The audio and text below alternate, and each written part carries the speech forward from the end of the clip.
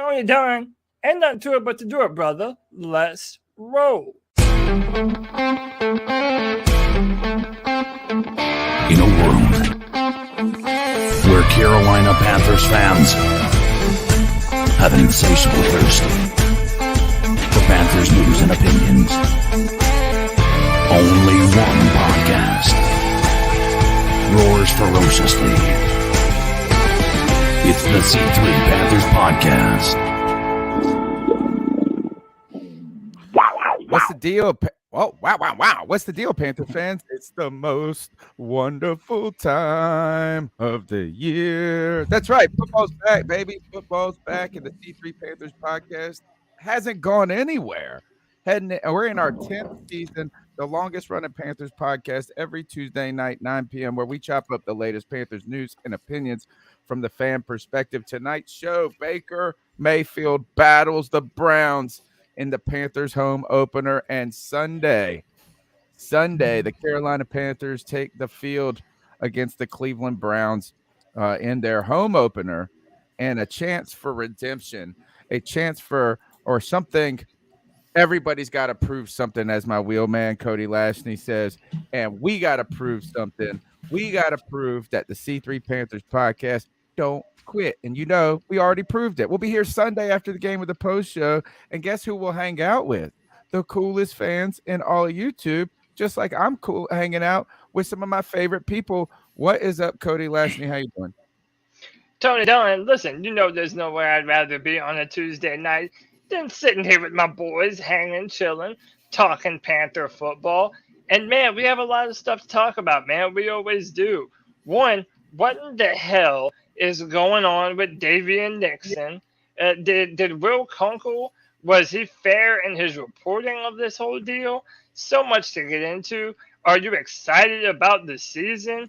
And we're going to be introducing something tonight that is going to change the formation of the C3 Panthers podcast and the Friday free-for-all going forward. Tony, the fact of the matter is we have a huge show, and like you already said, we're going to do it with the very best Panther fans in all of YouTube. You already know him and love him. It's our man Drew, Anthony Price, Craig Gardner, D'Angelo the Legend, Jay Prey, JD864, Joey the Blind Panther Esquivel, Leo Factor, Making Money TMG, Padawan Panther, Marcus 78, Panther Pickle, Sideshow Rob, Tim Estes, and 10 Tizzy, Tony Dunn.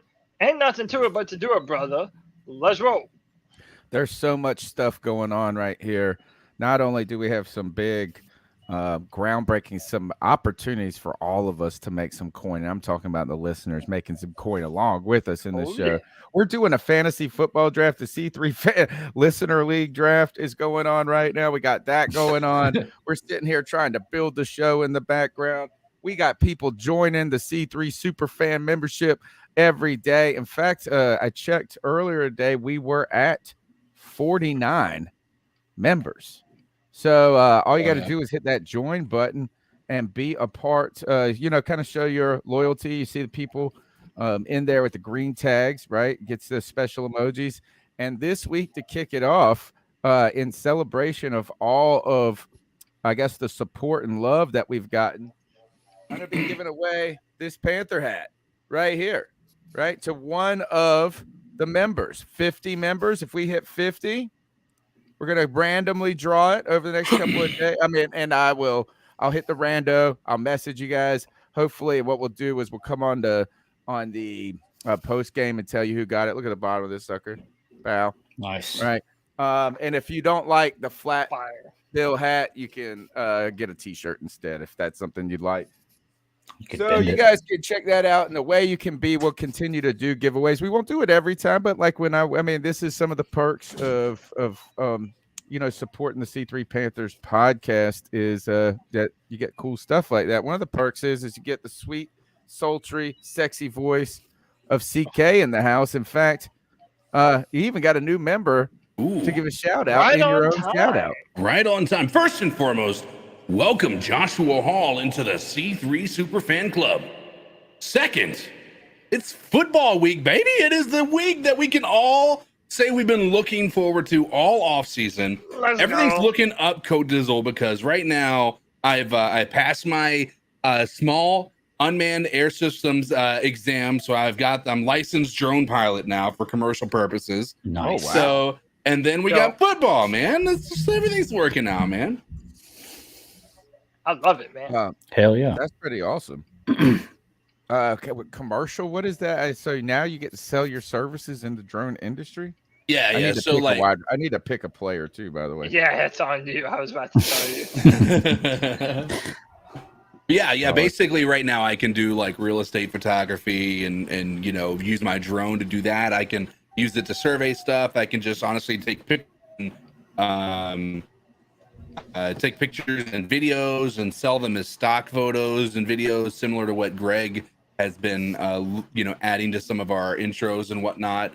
I could sell that stuff and have an income that way. But yeah, a couple of different things that can be done with it. Awesome, but man. yeah, it's I'm pretty stoked. That's awesome, dude. That is awesome. Congratulations. Just like congratulations to me for getting Kenny Galladay. Boom. Oh, I think sneaker. I got him. All right, we got Greg, the Bat Daddy, the Stat Daddy in the house. And man, now you're gonna have some statistics to talk about on these shows. We actually got football coming back. Finally. I know this is the best week of the year, man. I love basketball. I love hockey. I love all sports basically, but football is where it's at, man. And this is my favorite thing. And this week, opening week, is the best week. I've got the weekend off too, which is fantastic. So it's going to be really fun. And you're right. I got actual stats to talk about, and I can't wait to see who's going to be eating crow this year. Yeah. Gonna We're gonna have to do a lot. We got a lot. We got to pick the winner of this week. We're going to preview this game. We've got to talk about it was Davyion Nixon, how Davyion Nixon was on the outs. Will Crunkle saying, really a very heavy-handed report that came out after news broke that Davyion Nixon was being released, and some people were surprised by that. Other people thought McCall had won the job and different things. But then the report came out that Will Kunkel said that someone within the team said that they didn't think he was NFL caliber player, which is interesting because he was a fan favorite, and I think a lot of people were excited about it. So we've got that to talk about. The ping pong champions of the world. There's some competition in the locker room, and one of the things that they there's a barber chair in the locker room, reports now, a ping pong table. We've heard a lot of ping ponging going around, so we've got that, and we got one more member to shout out. CK, DJ Fish Nipples, hit him up. DJ Fish Nipples, I want to be the first to welcome you into the C3 Superfan Club. Thank you for joining an elite group of people pushing us over top of that 50 mark. Welcome to the C3 Superfan Club. The number's 252-228-5098. That's 252-228-5098. We're going to be unleashing the post-game show, and we got some new changes coming up to the post-game. I think what we're going to try to do is this, and I really have dropped the ball on the Patreon part. We're going to have to really ramp that up and announce it on Sunday. We're going to probably one of the things I want to do is limit people's calls. One call per show is what we're going, unless you're going to be with post-game. Yeah, with the post-game show, we're going to move to a one call per person model, just so it doesn't go 800 hours, and so we can get people's opinions through in a timely and respectable way. We'll also be unleashing kind of a Patreon account where you can get an expedited number. If you're a patron, you get your calls played first, and if you're a patron, you can do multiple calls, as in we'll give you maybe say 3 a week. So that would be one of the benefits of being a patron there. So this Sunday, look forward to that. We'll talk about it Friday on the Friday Free For All. Come on and give you guys some more information. But we've been so busy with this super fan and all of this, and I just want to bring this up too, guys. Don't forget, tonight's show is brought to you by Manscaped, right? Manscaped is the leader in below the waist men's grooming. There's over 12 million balls manicured by Manscaped across the country. And one of the things, if you go to manscaped.com, you get free shipping free worldwide shipping, right? Global, not global, universal, whatever the term is for outside the United States, inside the United States, free shipping. And if you use the code what was it? Oh, Panthers. Use the code Panthers. And you get 20% off and free shipping. You can get cool stuff like your Manscaped Weed Whacker to take care of your nose and your ear game. You can get this sweet ass men's grooming bag, which is my favorite thing out of all of the kits. And you can get the Lawnmower 4.0 to prevent grandpa's balls from being nicked, prevent your balls from being nicked. It's the safest grooming system out there you can imagine. Great products. Go to manscaped.com. That's manscaped.com and use the promo code Panthers. And you get 20% off plus free shipping. So thanks to Manscaped, if we get a certain amount of people that are using that code in this first month, they will remain a sponsor throughout the season. So guys, you can help us grow by if you need, just like, think about this, is buy a gift for you. I got a gift for somebody you need, a gift for yourself. You want to treat yourself, go get a nice shirt, go get some of this ball deodorant and keep yourself so that you can enjoy football all Sunday in the heat. You know, I went to the ECU football game, man. It was a heartbreaker. We lost by 1 point to NC State, man. We had the opportunity to kick the game winner. Just didn't work out for us. But I tell you, it was a scorcher. But these balls right here, nice, clean, dry, because of those great products. So manscaped.com, promo code Panthers. That's pretty easy because it's your favorite team, the Panthers. Now let's go ahead and jump into the show, guys. First up, Davyion Nixon. Yeah. It's kind of a surprise cut. You know, one of the things is like when we saw the team. Well, did you hear the update? Did you hear the update to the story that was fairly recent? Made it to the practice squad. Yeah. Okay, I didn't know if you knew or not. Yeah, but we saw when the roster cuts came about, right? When we saw the roster cuts last week, when we got to the 53-man roster, we said there weren't a lot of surprises. In fact, Justin Burris was a surprise. But again, more evidence that the Carolina Panthers listen to the C3 Panthers podcast is what did we spend a lot of time talking about? How thin we were.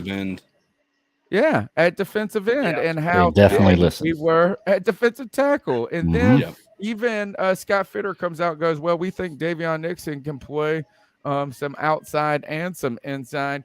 And then they said, you know what? We're going to go and get a defensive end. They go and get Henry Anderson, who was first reported as Harry Anderson by Joe Person. He said, whoops, it's Henry. Harry Anderson was the judge in night court from back in the day. But Harry Anderson was. Henry Anderson is a former defensive end for the Jets. I think he played with the Patriots.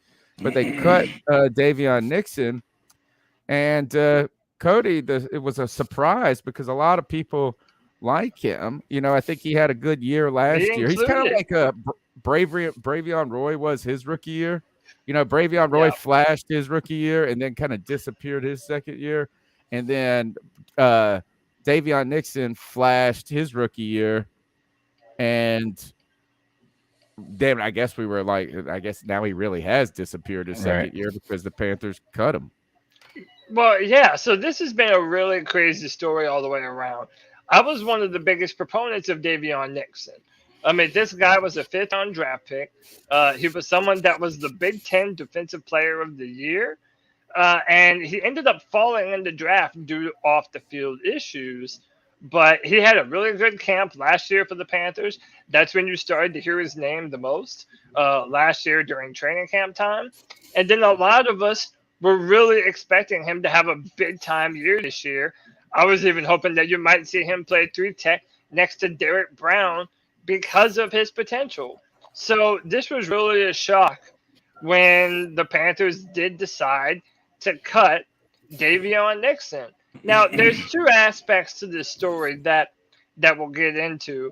And we'll start with Davyion Nixon first, but then there's a larger question about Will Kunkel and how he ended up reporting this. But I do want to add to this conversation, he is indeed on the practice squad. So, my question is this. Let's first start with Davyion Nixon. What do we feel happened? Is this off the field stuff, or is he just not the player that we thought he was? And do we even trust the evaluation of Matt Rule regarding Davyion Nixon? Because that's something else that's kind of been in question for a while now. I don't trust Matt Rule's evaluation on any player.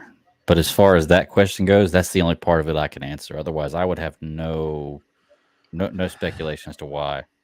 Yeah, I mean, and here's the other thing is it's just not only a Matt Rule thing. You know, that's what I'm saying. Yeah. Oh yeah. Is certainly there's a collectivity to these decision making, but if anything, is that we have a lot of faith in Phil Snow.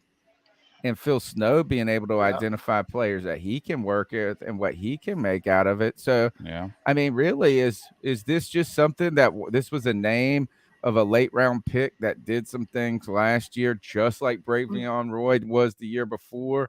It seems like every year we kind of have one of these late round defensive tackles that we think is all of a sudden going to be a rotational player, but the team just doesn't feel like they are enough. CK, is that what is? I mean, is that was a loaded room, wasn't it? It was. I mean, honestly, obviously, you hear a lot of good things about McCall. That was my guess as to who was going to be cut, because we definitely felt like it was going to be defensive tackle, right? Like that was definitely on the radar. Was such for a us. thick room. I Yeah. mean, there was just too many of them, and there was not. And you looked at that defensive end group, and I tweeted it out last week. Is you have Brian Burns on one side, you have Marquise Haynes / YGM on the other, and then you have Amari Barno, and that was it. And that's a thin room right there, particularly when you don't know much about how Haynes or YGM would work out as a starter all year. Right. Yeah, that makes a lot of sense too. I don't know. I was really a fan of Davyion Nixon, and I like what some of what he showed to be capable to do. But that doesn't mean shit. I was a fan of Deontay Brown, and look how that ended up turning out. Which is funny because they both ended up on the practice squad. Now I want to talk about Will Kunkel for just a minute. He works for Fox, the Charlotte affiliate here. And for a long time, the real controversial beat reporter for the Panthers has been David Newton. We've gone back and forth on David, and we've had David on the beat deck. We look forward to hopefully having him again. Hopefully we can get Will Kunkel to do one of these with us too. But a lot of people really kind of took umbrage with the way that he reported this, and I wanted to know if you guys felt similar. By the way, you're up, Tony, on the draft. Oh, thank you. But a lot of people are really taking onus with the fact that he said, I am told the team thought he just didn't have the skill to play at an NFL level. Now, that seems kind of like if they really thought that, then one, why would you ever have drafted him? Like, how could your evaluation of him been so completely wrong? And then number two, why would you even why would you even put that out?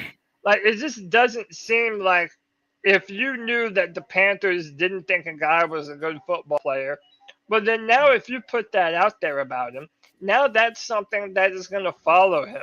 And maybe other people start to hear and pick up rumors that, oh, maybe he isn't a good football player. Maybe he doesn't love football player.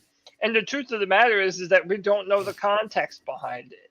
But a lot of people were upset with how Will Kunkel reported this. Do any of you have any issues with how Will worded this and what he released? No, not particularly, because I mean it's kind of his job to report what he thinks out there or put it out there. I mean, right. I think that if this player wants to show that he's different, then he has the ability to do that. I don't think that this completely ruins him.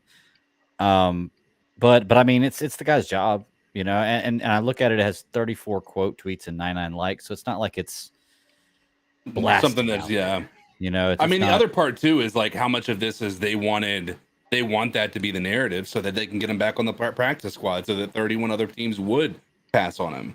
Possibility, yeah. Yeah, You know, and I That's a thought little it was sly, but yeah. strange. I would say this is I thought this was strange. First is Will Kunkel has been a beat reporter around here for a while. Like it's like we've heard his name in the press conference before. And I don't say he has I wouldn't have thought he has a history of either sensationalism or trying to overly speak on an issue. Like I don't remember. And by the way, I still want to tell Panther fans that I think y'all are too hard on David Newton. Like, and I think at this point, like anytime some reporter does something they don't like, they go, "Must be David Newton."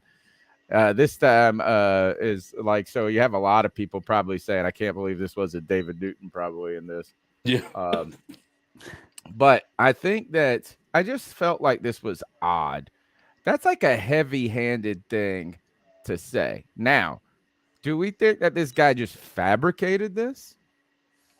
Right? I thought that I'm surprised he didn't kind of maybe soften the delivery of that message. Right? Like I'm surprised that he didn't say, well, Panthers had questions about his ability at this level or something like that or something. You know what I mean? Like it was kind of a heavy-handed thing to say we don't think he has the talent to play in the NFL, particularly when you drafted him to play in the NFL. He literally played in the NFL last year. Like, I just felt like it was kind of a bizarre thing, almost to where it was like, did his account get hacked? But he hasn't walked it back at all. Mm-hmm. Do you think he just fabricated this completely? No And way. I just don't know if he is that unreliable to where he would have taken such a loose sourcing and came so strong and heavy with it, man. That's really surprising to me for anybody, really, on this beat, to be honest. Yeah, I mean, there's no benefit to him lying about it. I mean, I can't think of one. And like you said, it does seem like something that's really difficult to put your neck out there for with not as much to back it up. So I can't think that he's lying about it. It makes you wonder why there's not more detail behind. But I guess he can't put people's business out there. And then the other question would be this is what would the benefit of the Panthers? Was this somebody who was speaking a little out of turn, you know what I'm saying, within the organization? Or Maybe. Was this calculated on their part? Were they themselves kind of engaging in their own smear campaign? And then the strange part about that is why pick him up and put him on the practice squad if that's the case. So I think, I think it's proven that these guys do like this weird, like they'll talk about people's character and stuff to try to get a better deal on a contract, or to like they'll up talk somebody to try to get a trade value for them. I mean, it's not abnormal for them to think like, we want this guy to come back to the practice squad. So let's see if we can get him to clear the 31 other teams and waivers. It sucks because like it's that dude's livelihood, but at the same time, I mean, it's not abnormal for them to do stuff like that. Yeah, I mean, I'm just this quote right when he just said, "I am told the team thought he just didn't have the skill to play at the NFL level." It's like, geez, Louise. Yeah, which is so dumb considering he has flashed multiple times and he has looked good in games and in practice. And again, the other thing too, and Panther Pickle had put this in our free-for-all chat, is that someone on WFNZ hinted that maybe it was some off-the-field issues. And again, it's like we can't really even speculate on that because we just don't know. We don't know what the Panthers know. But if that was it, it would be weird to say that it was because of a perceived skill level deficiency rather than him being the type of player that you want on the football field. So I don't know, man. That's just really weird to me. It doesn't make a ton I of think sense. he's getting fed some bad intel. One would be my guess. And he probably wishes like he didn't write this, I would hope. Second is I think the real reason for this is just that there's not enough depth at defensive end. Yeah. I mean, that really is the cut came because we needed a defensive end. It seemed less to do with Davyion Nixon and just that maybe, except for the McCall. A lot of people just said McCall played his way in, and that would be wild. That's kind of wild that that's the case. I didn't even know who this McCall guy was before 2 weeks ago. So it's just interesting. We'll have to kind of follow it. I'd love to see the Panthers. I mean, like, is that if you're Will Kunkel, you got the opportunity to ask the coach about this. I'd like to see somebody else ask Will Kunkel about this, and I don't know. And is this a smokescreen to just keep him around? I don't know. Interesting stuff. Yeah. It'll be interesting to see, what comes of this, man. Again, it's just tough, man. I feel like every time we get excited about a player that like was a late round draft pick or whatever, we end up getting stuff like this that happens. So I don't know, man. It'll be definitely interesting to follow kind of which way it goes. But and someone else pointed out something too. This is from Panther Blue. He said we were not ignoring, I promise. Nixon is coming off of a season-ending knee injury, so very likely the team feels it needs more time to get up to speed. Again, maybe that's true. Maybe it isn't. It's something to consider. But again, we really just have no way of knowing. We don't know what the Panthers do and don't know about them. So, I mean, it'll be interesting to follow going forward. This defensive line is really one of the biggest question marks I feel like we have.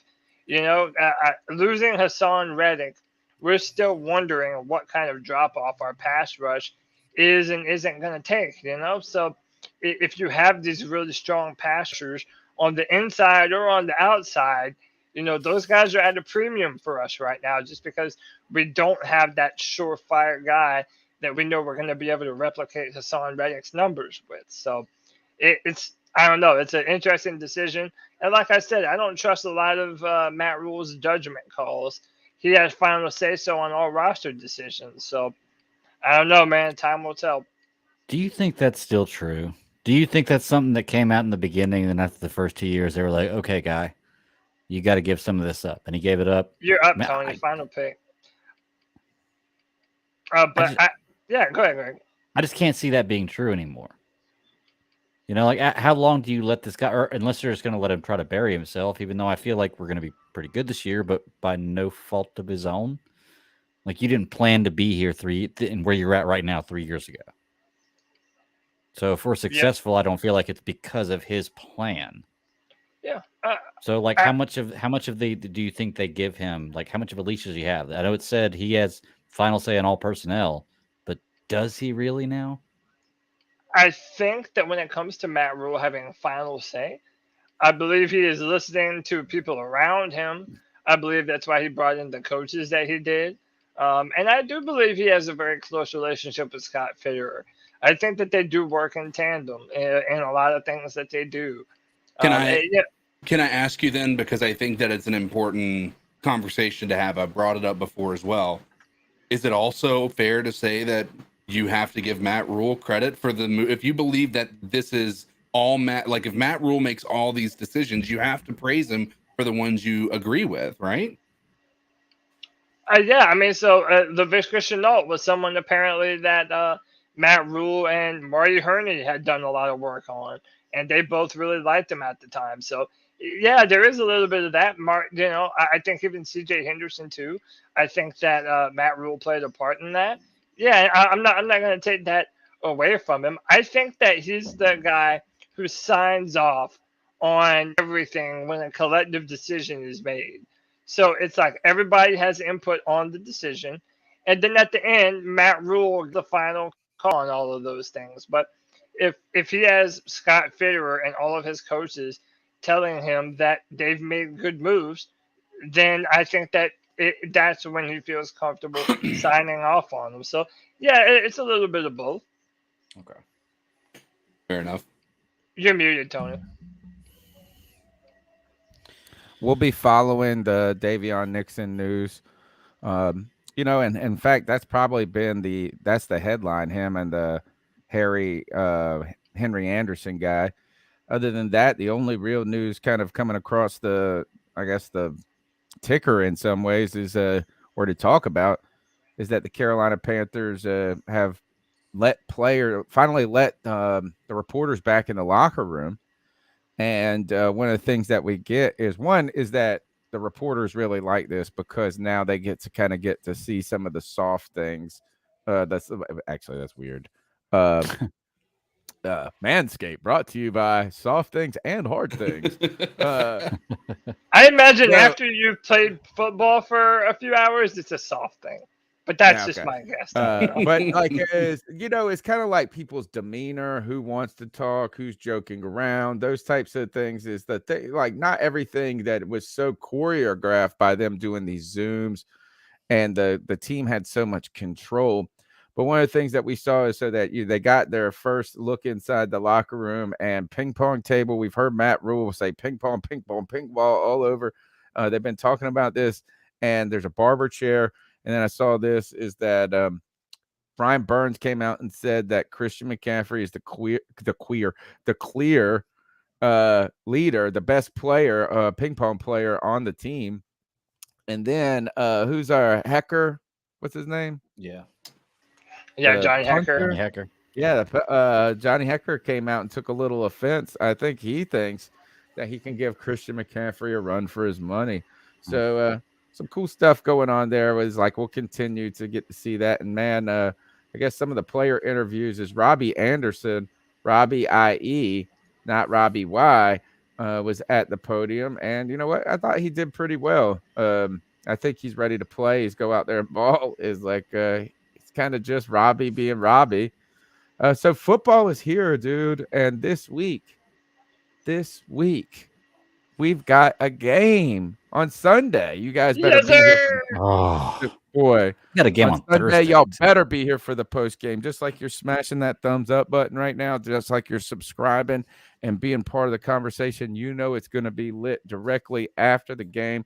Usually that's about a 4:30 start time for the post game on a 1 o'clock kickoff, and it is going to be fun. And you know what else? We've got some news to break, guys. Big things happening. I got to say this is we've got a season-long sponsor, Prize Picks. Good Lord, let's see if we can expand this window a little bit. Why are we all funky? Why is this funky town? What do you mean? It looked so cool before in our other layout. Well, I don't know. There we go. That's what I'm looking for, right? It's when I had the comments up. Oh, okay. Prize Picks is a daily fantasy sports play system, right? Where you can make money. And we're going to show it to you, and we're going to preview the game today. We're going to make some entries. In fact, I turned $20 into $60 in this past week in college football in just 2 picks. So what you're going to do is this, and I'll just give you guys a little rundown, is this. First, if you go and download the Prize Pick app or go onto the website and use the code C3, you get 100% deposit bonus. And you know that daily fantasy sports are legal in over 30 states across the country, North and South Carolina being those. And you can go and take your money and use your skill and your understanding of the game to make money. I'm telling you, Prize Picks is the way to go. These player projections, man, I'm going to show you guys right now. We're going to play the game. We're going to win right now. In fact, there's one cool thing. If you go sign up this week, I'll give you a little share my screen right here. They're giving you a free play. They are giving you a free play. And here we go. Let's see. All right. So the way this works. Well, I can just add one thing before we jump on here, Tony. Yeah. This is to be a part of, like, it's not just a sponsor, y'all. This is how it's going to be a part of how we're going to break down the matchups each week. Because as you see what Tony's about to explain to you, there's a lot of really good picks on all things related to the Panthers and the opponents that we're going to be, taking a look at too. This will be for the Tuesday shows and the Friday free-for-all show. So you're going to be able to have input in all of these as we do them every Tuesday and Friday. Go ahead, Tony. So the way this works is first they have every sport you could possibly imagine, from NFL, college football, to even gaming and tennis and season long. So what you do is you make an entry. You have to pick a minimum of 2 players. You can pick up to 5 entries. And if you get these entries correct, then it's like the more you have, the more compound your winnings are. So for instance, this past week, what I did is when I played on college football Saturday, I identified 2 players. One was Holton Ahlers, the East Carolina football, the quarterback, and they wanted to know what my entry was, that he would have more than 15.5 rushing yards. And then the other entry I put in was the Georgia running back, that he would have over 22.5 receiving yards. I was both right on my entries, so I took $20 and I turned it in to $60. If I would have done 3 entries, you could take $20 and win $100. And if you can get up to, so we'll see how this all works. This is a great week to go to Prize Pick and use that promo code C3. 2 reasons. One, you get 100% sign up bonus up to $100. So you put $50 down, they're going to match you with $50. You put $100 down and use that C3 promo code, and make sure you use that C3 because they want to know that you came from us, right? They're going to give you $100. On top of that, they're giving you a free entry this week. You see Tom Brady, all he has to do is go over or more than, he has to get 1 passing yard. If he gets 1 passing yard, you already got 1 entry. So look, we're going to go ahead. We select Tom Brady right here. We're going to hit more. Boom. Right? We got that. But now we're going to use this to look at the Panthers game versus the Browns. And more players will be added as the week goes on. Yes. Right. So as Friday, when we get to the Friday free-for-all show, you guys are probably going to be looking at defensive players and some other potential entries and opportunities there. But right now is we have to find at least 1 more entry that we believe in. And right now, I'll read these off to you guys, is the number of passing yards for Baker Mayfield is 218.5. So do we think he could, this is one. So we could say, we think he's going to have over 219, or we don't think he's going to get that.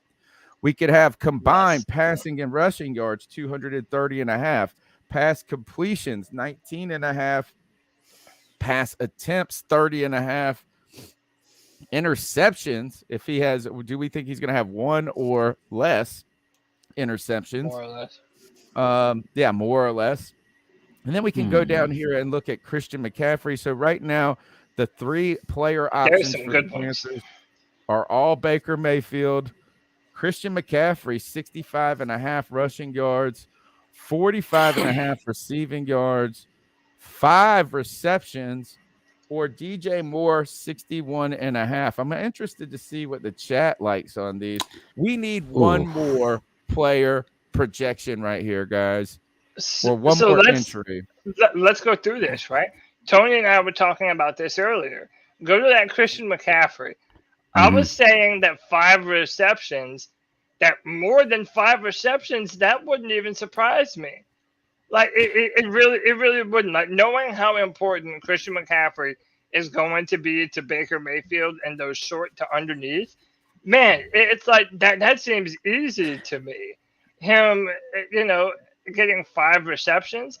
But however, another one that a lot of people think could be even easier than that is Christian McCaffrey is at 65.5 rushing yards. That's another one that's really easy to take more if you pick that. The question is, what do you think is more likely?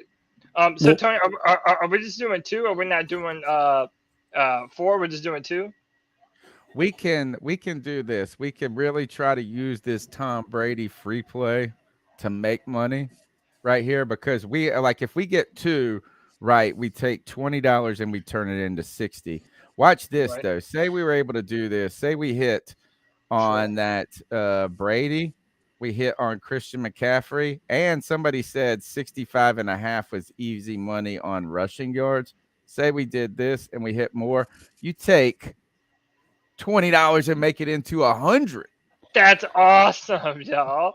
Dude, Yeah, that's man. gonna Hell, be That is watch pretty this. great. awesome. Do Yeah. this. Watch this one. Boom. We do one more. You do this to 4. If So we you did don't have to 4 pay more money to make more picks. no, you can like in fact we can change this money entry down to $5 if we wanted, and Okay. so but think of it as this is um $20 on 4 picks. Look at that. 1, 2, 3, 4. If you got 4 right, you get 10 times your money. Can I make a suggestion for one of the ones if y'all Yeah. want to pick? Because I like the stuff that Cody was saying there. But here's the thing: 65 rushing yards a game is like 1,000 or 1,100 yards a season. That's right at what Christian McCaffrey gets. So there's a chance that he get less than that a game. He may have more, but there's a chance he get less than that a game. I'm willing to bet DJ Moore is going to be guaranteed to get at least 61 yards or the 61 because if Baker Mayfield throws for 220, 61's what, a third of that, almost a fourth of a little over a third of that. Like we're looking at, I mean, I think DJ Moore would catch a third of those passes or be at least a third of that 218 yards. And I think 218 is very possible. The problem is all these are very, very possible. That's the thing. Well, that's why look, these first days they didn't invent daily fantasy sports overnight, right? These Right. probably got some experts on this. Somebody brought this up. Are you playing this in North Carolina? Yes, we are, because daily fantasy sports is legal in North Carolina.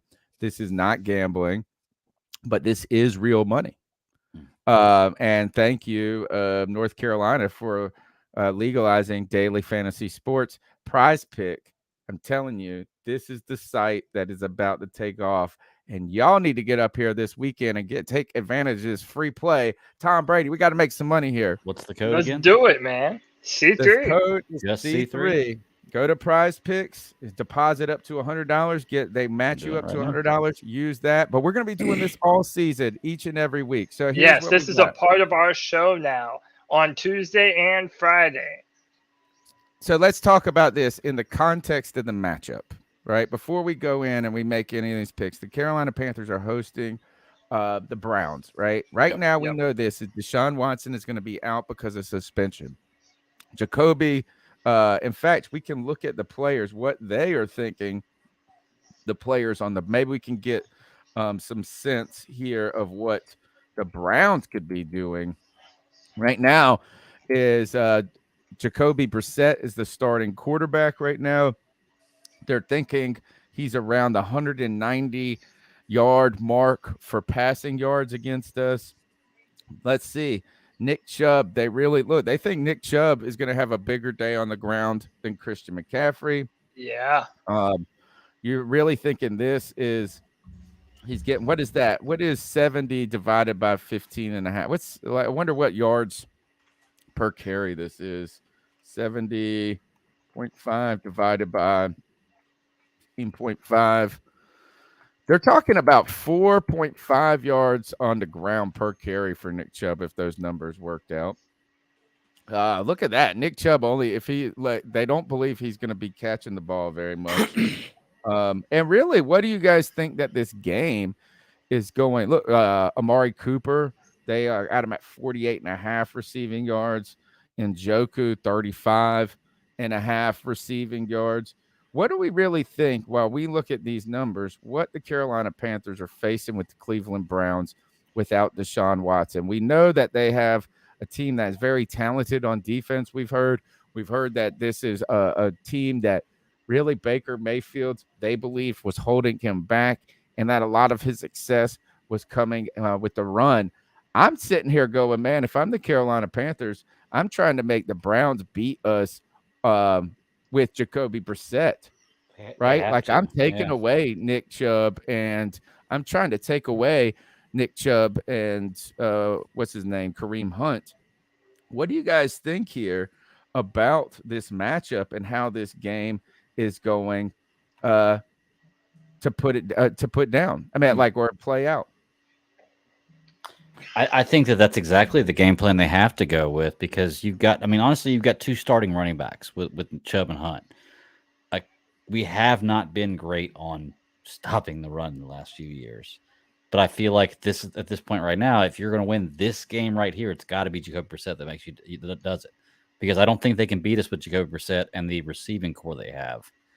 But I do think they could run all over us. I've seen teams have 200 rushing yards on us easy and beat us that way. So the focus has got to be stopping the run game. And honestly, solely that. And I feel like I'm talking trash about Jacoby Brissett by saying that. But I feel like our secondary is okay. No matter what Jacoby Brissett throws at us with what's their best receiver, Amari Cooper and Njoku. Like, those are their best receivers. I feel is Jarvis Landry still Brown? No, he's the same. Okay, yeah. So, I don't think they can beat us in their passing game. It has to be stopping the run game. And I think if we stop the run game, we can win this game easily. Dude, I'm telling you, that Baker 8.5 rush yards is easy money right there. Yeah, it is. I mean, if he gets sacked, easy money, dude. But he could have a 20-yard rush and get sacked for 12, and you're out. Well, also keep in mind Hold he's the type on. of quarterback. Keep in mind that he's the type of quarterback. I see what CK is saying. He's not going to have designed runs. So if everyone's in man coverage and there's a gap for him to take off and pick up a first down, then he could easily hit that in one play. Also, by the way, like, if I'm not mistaken, sacks don't count. Like, if he just gets sacked, they kind of get your rushing yards. I don't recall that ever being a thing. Well, I know you're rushing or you're passing yards, it is you definitely lose yards as a quarterback. I know you lose yards, but the only time that I've ever seen, or at least I feel like I'm thinking about this right, is if it's a designed quarterback run, because those don't count as sacks anyway. Right? Or like if you kneel down. I know that they take away yards. Sacks I know go against your passing college, yards, not your rushing. Okay. Oh, they do? They go against. I know one against one of them. So design runs go against your rushing, sacks go against your passing. Let's see question. This is that last year in his home opener, he only had one attempt for 7 yards. Dude, he only that's a tough number, dude. It's not as easy as you'd think, man. Look, this is his rushing yards per game. Who did he go against? Who did he go against? Cleveland against Kansas City. He had 1 carry for 7 yards. City isn't 8 carries for 10 yards. He wasn't with a great defensive line who's going to be in the backfield, causing him to want to scramble constantly. That's what you're going to be dealing with when you have a defensive line like the Cleveland Browns. They're going to be in the backfield, and it's going to cause Baker to, run down the field. I'm saying 8.5 yards easy. We need y'all's help. That's assuming he can get out of those. Like, if you have a great defensive line and you scramble, it don't mean you're going to get out and gain yards. He only went above 8 yards last year in 1, 2, 3, 4, 5, 6, 7 games. Look, 7. I'll tell y'all this. DK, you're mentioning the rushing yards. Dude, y'all don't think Baker is good for more than 0.5 of an interception? Like, even if it throws the one, that means you hit on that. Right, but if he doesn't throw, But by the way, again, here comes heel Cody. Baker Mayfield, no one has thrown more interceptions in the past 4 years, since 2018, than Baker Mayfield. So it's like, hey, I'm just saying that might be something to point out, Another one that that caught my eye again was it goes back to Nick Chubb, and we've had such a problem defending the run in recent years. Like, is 70 yards, 70 and a half yards? Is that reasonable for Nick Chubb for rushing yards? Like, is our defense going to take enough of a step forward for us to be able to justify saying, no, I'll take the less on that stat? because I think our linebacking core, I think we've been hard on our linebacking core this year. But considering some of the upgrades we made and knowing that we have a player like Brandon Smith now, I don't know, man. Maybe we might be able to stop that run a little bit better than we previously thought before. All right, here's what I think we should do. All right, this is what I think we should do. I think we should go something with Christian McCaffrey and receiving. I think we should either go 5 receptions or over 45 receiving yards, right? I mean, I think you should go 5 receptions, and it's safer because you can get 5 receptions and get no gains. And as long as he catches the ball, you still have 5 receptions. I like that. But I like that. I would do this. This is what my suggestion is. Christian McCaffrey, more 5 catches. All right. And then here's the one on the other side of the ball. Browns, I think we go Nick Chubb, more 15 carries. Oh, okay. If they're beating the crap out of us on the ground, I can see that. Well, look, I mean, are you going to put the ball in Jacoby Brissett? So you think more than he just got to get 16 rushing attempts. All right, here's the thing. So you need who to get? You need all right. So we're talking about Nick Chubb getting 16. A lot of people are trying to say that I'm going crazy saying that Baker is not going to rush for 8 yards right now. Just so that you guys are aware from a stats perspective, Baker has played in 60 games and he's got 571 yards rushing, which is almost an average of 10 yards per game that he rushes. So don't try to play this game. Baker ain't never run for 8 in his life. You guys are absolutely going crazy in your mind if you don't think Baker can make it. See, this is not easy, folks. I know, man. That's why this is a great spot. But okay, so can I say this though? Something good to consider, Tony, is that they also have Kareem Hunt. So if they want to run the football, they don't have to just consistently feed Nick Chubb. They can give the ball to Kareem Hunt too. So I'm wondering if it would be a better bet to either pick more on the rushing yards for Christian McCaffrey or pick more on the receiving yards for McCaffrey. Because even if he doesn't get 5 receptions, even if he gets 3 of them and a couple of them are chunk plays, I don't know. 5 might not be a bad number. I know one thing. Christian McCaffrey is going to hit more on one of those stats that he has up. I can almost guarantee it, dude. I also like Baker Mayfield more on pass completions. So more than 19 pass completions? I could see him going like 20 for 26 with 220 yards. Okay, do that one on there and do more.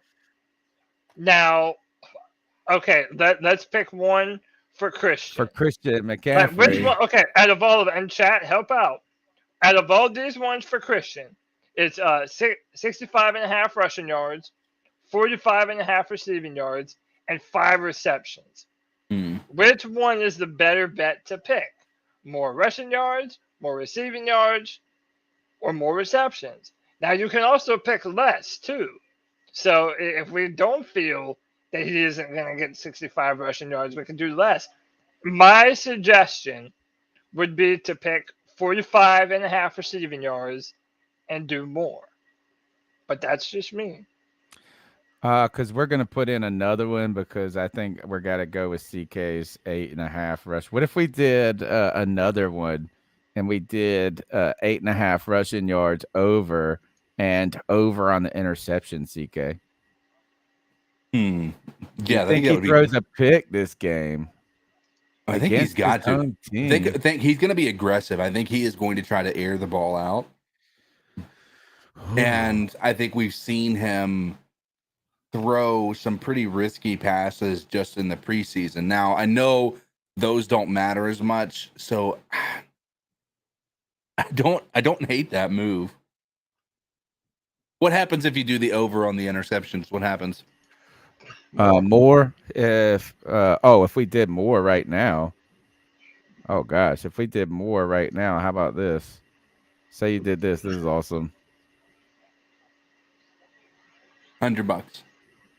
What's the That's most for you can win? Is 3. 100? That's 3. No, we could go this. We could go like here. We like this one too. Oh, you can do that flex option too.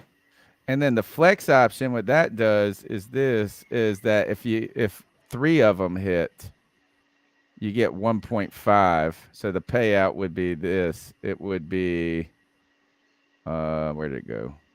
And you have to hit all of them, right? Oh, 20 would get you 100 there. 4 would get you, all 4 would get you 100. 3 would get you 25 more. I like this one where you go big. So the question is, what are we gonna do? Good Lord, this is it. We're making the final decisions here. I could see this as I'm ready to sacrifice that one. What if we did this? Tom Brady more, Christian McCaffrey more here. Do you want to go all Christian? No, too much? No. I'm concerned that they are really going to be splitting his touches, so I don't know. Let's do Christian. Let's do Baker. Okay, this is my opinion. If we're doing 3, one Tom Brady, 1 for Christian and 1 for Baker, then I'm saying 45. I'm saying more on 45 receiving yards. And I think Tony brought me around. I think I like Baker Mayfield more than 19.5 completions. Okay. All right. We're going to do it. All right. That's what we're going with for right now. Y'all don't want to do Chat, one more? we Try and can, go for the gusto? To go for the question is, are you betting more money if you pick one more? You're not betting. No, you just but you have to hit all of them. Gotcha. So if you miss on any of them, you don't make it. That's the trick. Right. Okay. Right. Gotcha. It's So like a P basically word. only You can't out say. the money that you spent. Yeah. So here we go. I say you go for it then. All right, here we go. We're placing this entry right So here. we're doing 3? Yeah, we'll do 3. Boom. Just to let you know, is just to show you what see past entries. This is what happened this college lost on the $5 one here because of that stupid Virginia Tech quarterback who threw 4 picks.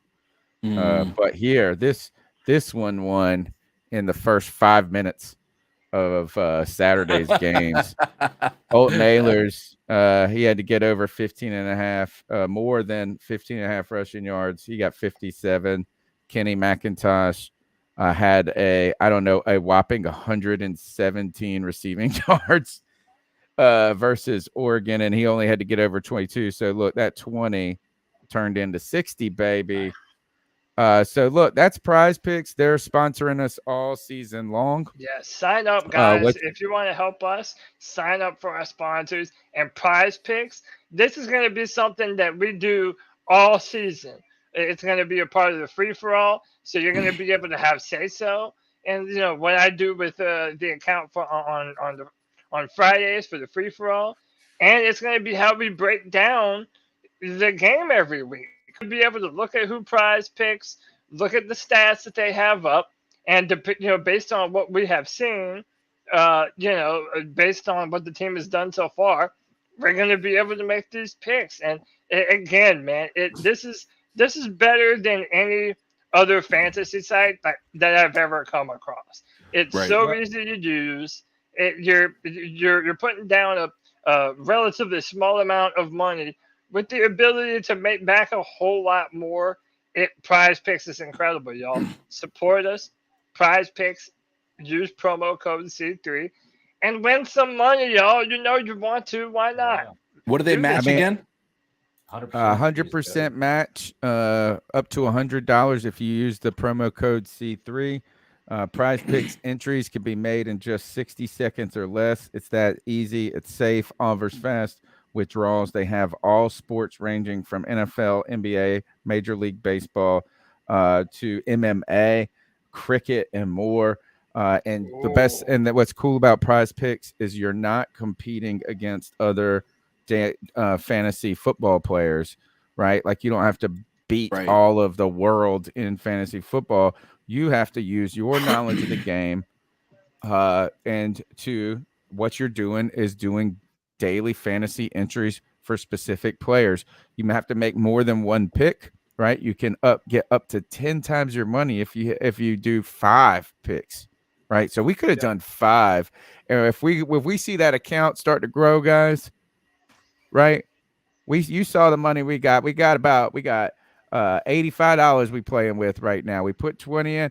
Man, we could turn that into $200. It's so simple. Right? It's so simple, man. And by the way, I saw some of you in the chat saying, "Oh, you could pick more on all of those stats for Christian." Well, hey, man, if you feel that way, go with it. Make some cash. Why not? Prize Picks. Promo code C3, y'all. This is going to be an incredible sponsor. You know what? We could even do this. How about this? I wonder if we could do another Tom Brady play. Look, do we get to use Tom Brady all week? Oh, look at this. Now let's see if this would be interesting. Just because this is our first time, we won't spend. We won't spend this much time on Prize Picks going forward, but we're trying to learn it ourselves. Let's do one more. Let's see if we do this. Let's do a different one. Let's go Tom Brady more, right? We like that. Let's see if it lets us play the Tom Brady twice if we only get it one time. Because that, man, you can come back here and just go something like this. Let's go Panthers. And let's do, what did we do? Christian McCaffrey more in receiving yards. What if we did more for rushing yards right here? And I have a really interesting question. Yeah. So right now that one wins you $60, right? Yeah. Those two. What if you did just played 2? You played one with the Tom Brady over 0.5 and then Christian McCaffrey over 65.5, and then played another one that was Christian McCaffrey under 65.5, and you're still at a positive net $20, right? right. No, I don't think it lets you do the same one more than once. Okay, gotcha. Okay. So if you're gonna pick Christian McCaffrey's rushing yards, you're either gonna pick more or less. It's not gonna let you pick both. Good to know. Okay, no, so what he's saying is do another complete different entry like this. Anyway, how about this? Let's see this. We like that. Do you like here was the other one. We did the completions, right? What if we did Baker with 1 interception? And what we do is we can change this. Let's do this. You know what's fucked up about that? If you do it that way, then it's like, you're almost hoping that he does throw an interception just so that you can win, dude. It's like, you're damned if you do, you're damned if you don't. You know? That's why it never fails to bet against your team, because it's a win situation regardless. Like, look at this. It's also a loss situation, but let's do this. Baker over 8, Baker more than 8.5 yards rushing, Baker more than 0.5 interceptions, and then Christian McCaffrey more than $10. $10. We're doing it. You guys, right? You feel good about it? Is that you cool with that? Yeah, dude. That's what I'm saying. And even if you, but this is what I'm saying. Even if it doesn't hit, like it's only $10. All right, we're doing it. Boom. It's because so you can only risk up to let's see if we do this. What did it say? You can only do what? I think it's because of the Tom Brady that's the problem. Yeah, you only do so basically it's a $25 free play. Maximum for that one. What if we did this? Cannot pick the same player twice. Dang it. So we don't get that free square, but only once. Okay, I thought we were gonna have I don't know. What if with this? You guys like that? Christian McCaffrey more than. I don't know, CK. I gotta be real with you. That I like that this one. the rushing yards for Baker, that does to me. It seems more likely that he would throw at least one pick. And considering that You have to do 2 players from 2 teams either. Ooh, we're learning more rules here as we go. You can't only do the Panthers. learning on the fly, I like that. No, but that's Okay. cool. That way we all get a better idea on. No, on I'm how to gonna use like it. this, yeah, because we need to make sure that this works for us all year. I like this one right here, or we could just do this, is we could Oh, hey, really quickly. real quick, just so I don't forget.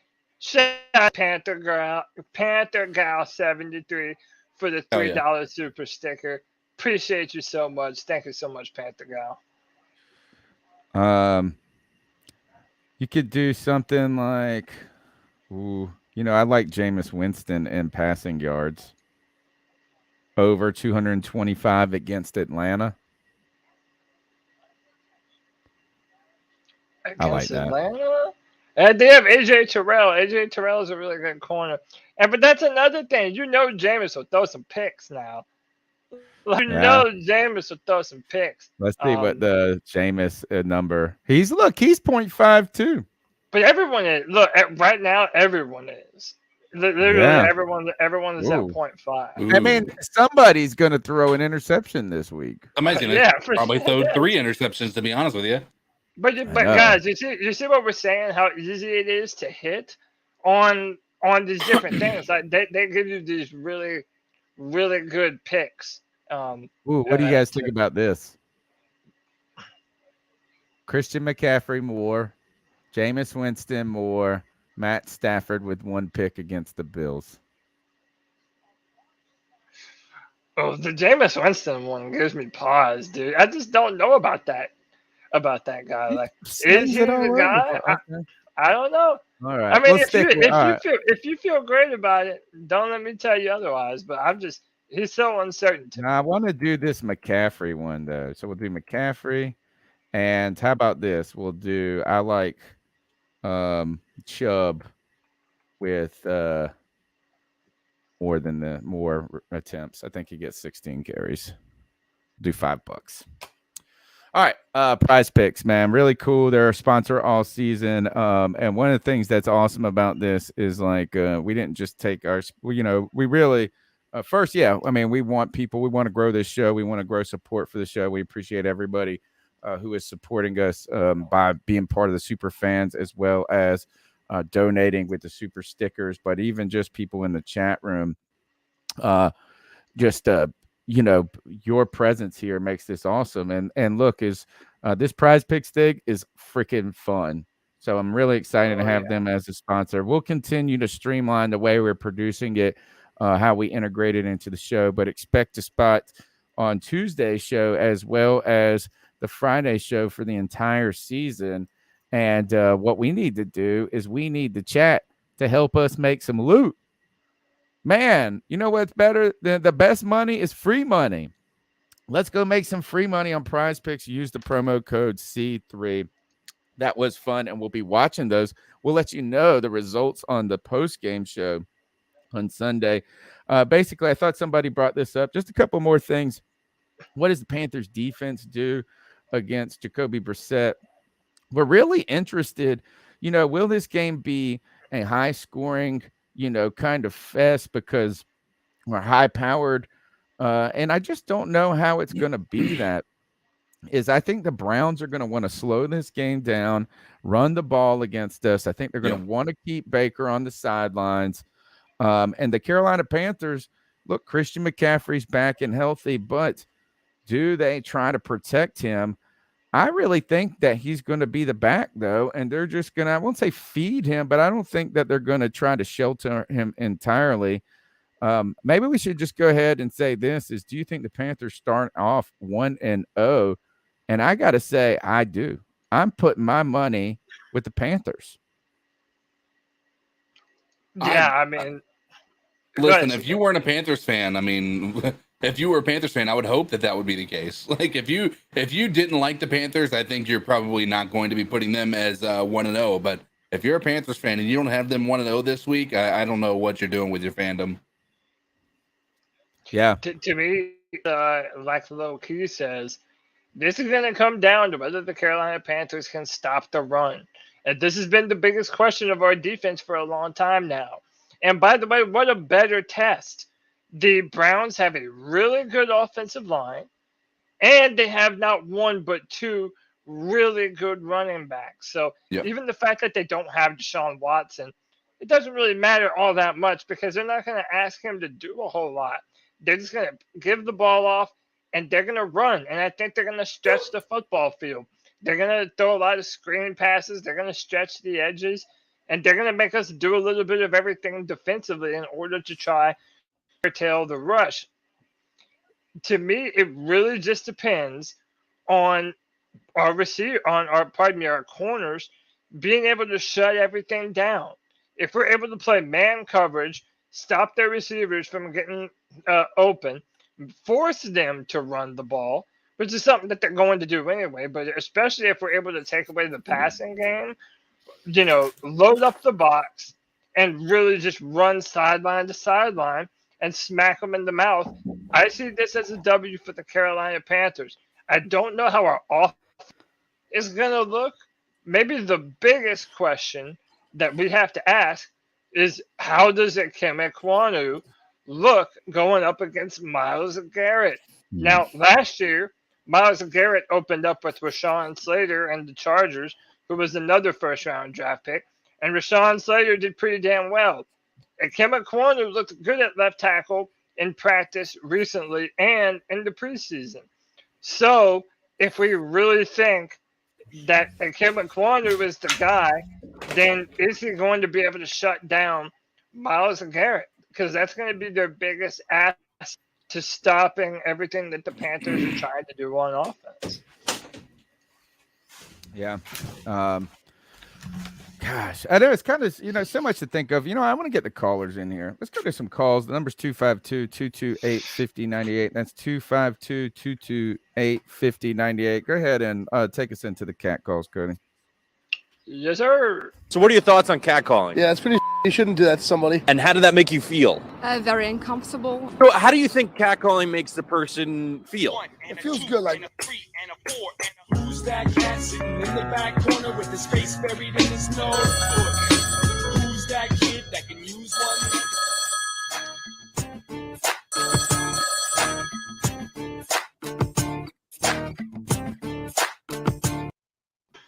one? Uh-oh.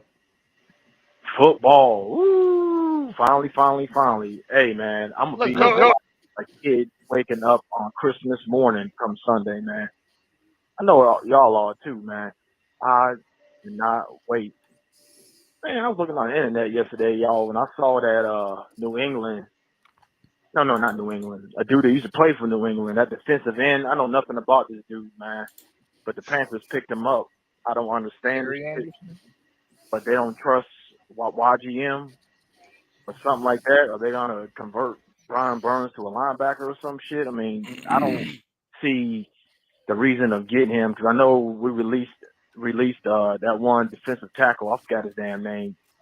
His name begins with an N or whatever. But at certain times, I feel like the front office don't know what the hell they're damn doing. But give me your thoughts on that. And, oh, yeah, man, this is Panthers and everything. But you notice that the Steelers starting quarterback, Mitchell Trubisky, UNC Tar Heels all day. He get the start over Pickett. Keep pounding. We'll see how long.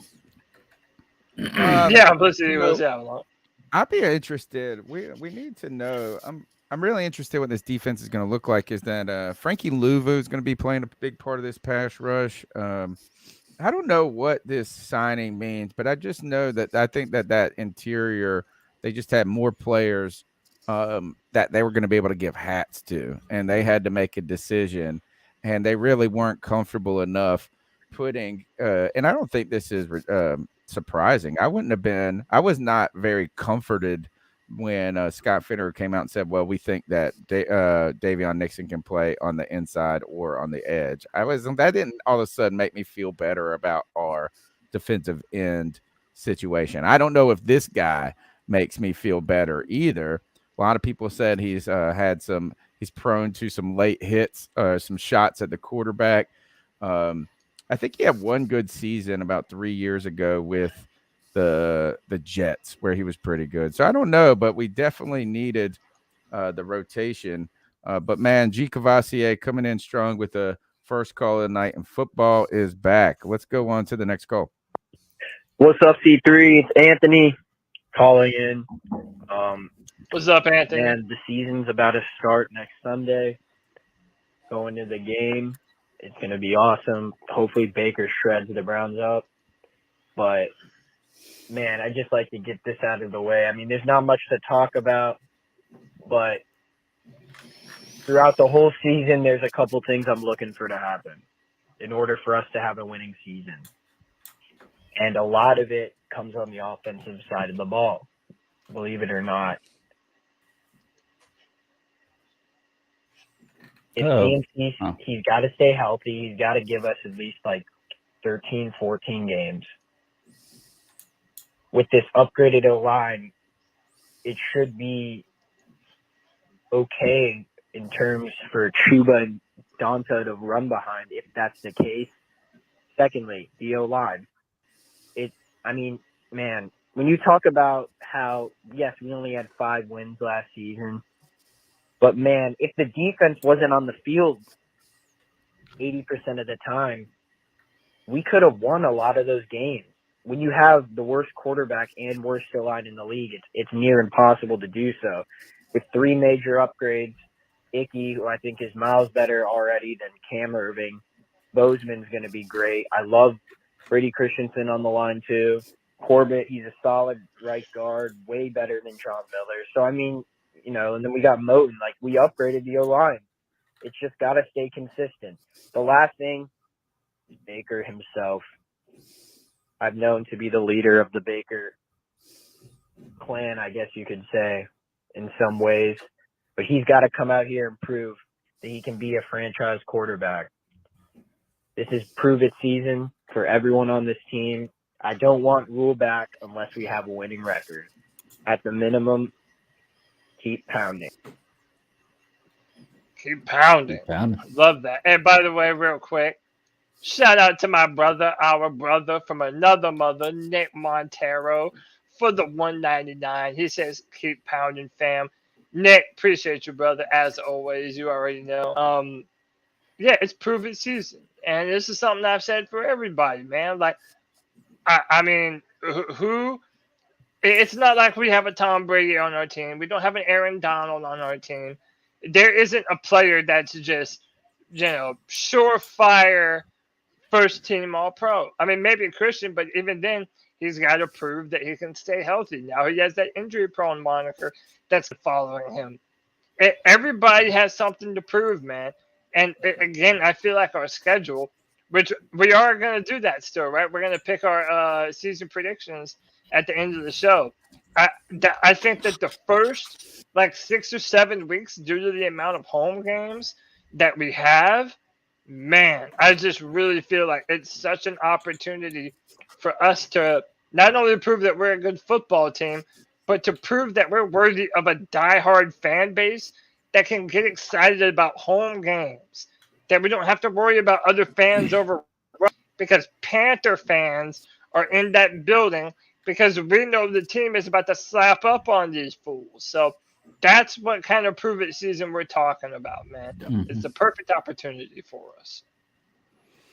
Yeah, we need to start. We're going to have to be monitoring some of the injury report. I saw someone say, look, is Austin Corbett just had a baby? He was out. But, obviously, I don't think that's going to stop him from playing. Chuba Wubba Hub 24 says, I heard Bozeman may not play. He's still, what, was it an ankle or something that he was nursing or something to that effect? I believe so.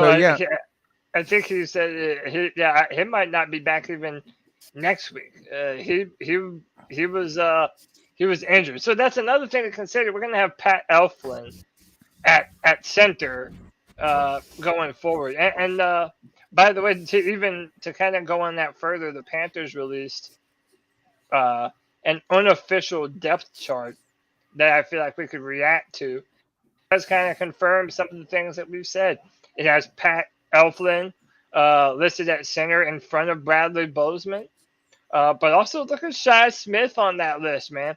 Our four main receivers are DJ Moore, Rashard Higgins, Robbie Anderson, and Shi Smith. I'm telling you, it's Shi Smith season, Tony. I'm going to make this a thing. He is going to be a much better player than Demir Bird, and this is the season when he gets to prove it. It's all going to be fun. That needs to be a prize pick. Is who has Shi more touchdowns this season, Shi Smith or Demir Bird, more or less, right? So prize picks, thank you for their support from them. And thanks for you guys for calling in at 252-228-5098. Let's go to the next call. Hey, guys, it's the growl that makes them howl, a.k.a. Joey the Blind Panther. Y'all, I'm super excited. We're actually previewing a motherfucking game tonight, y'all. Let's go. An actual game that counts.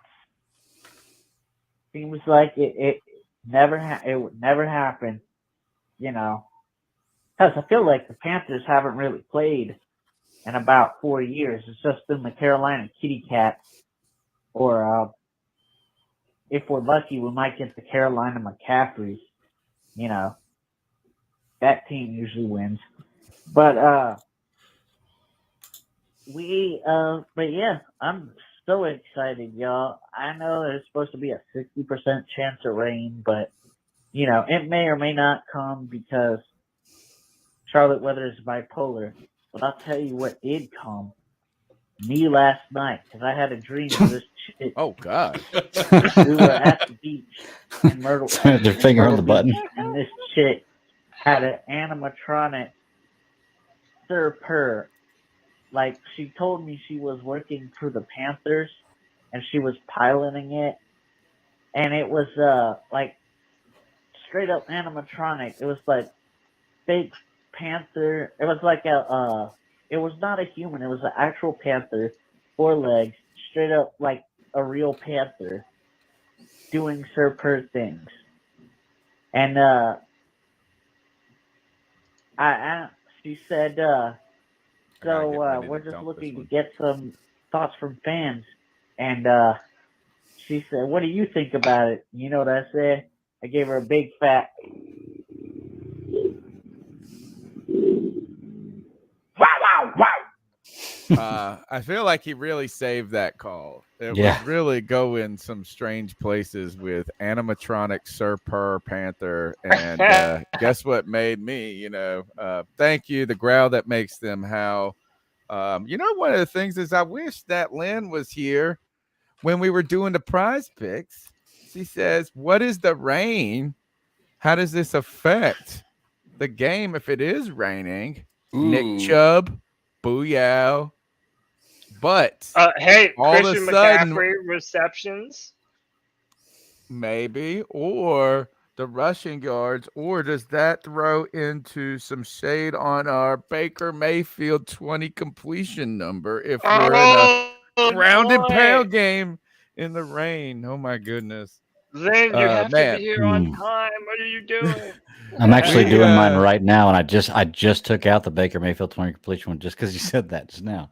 Nice. Way to go. The Bat Daddy's already up there. And the promo code does work.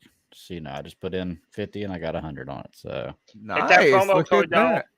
Promo code C3. Support the podcast. Make some money. Why not? Yeah. You're allowed to have something nice in life. Why not? Have it. And you're going to be watching these Panthers regardless. The number's 252-228-5098. Next call. You know how Green Day said, wake me up when September ends? Well, wake me up when the Sunday comes. Yeah. I'm pretty sure Joey the Blind Panther is going to be ready and waiting for this game and ready and waiting for the post-game show.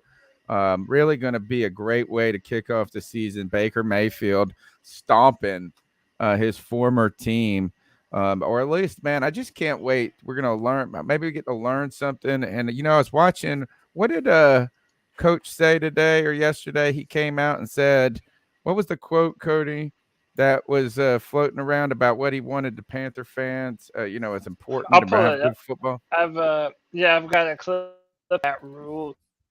tell you himself. He's basically wants Panther fans to be excited. So here, I'll share that right quick.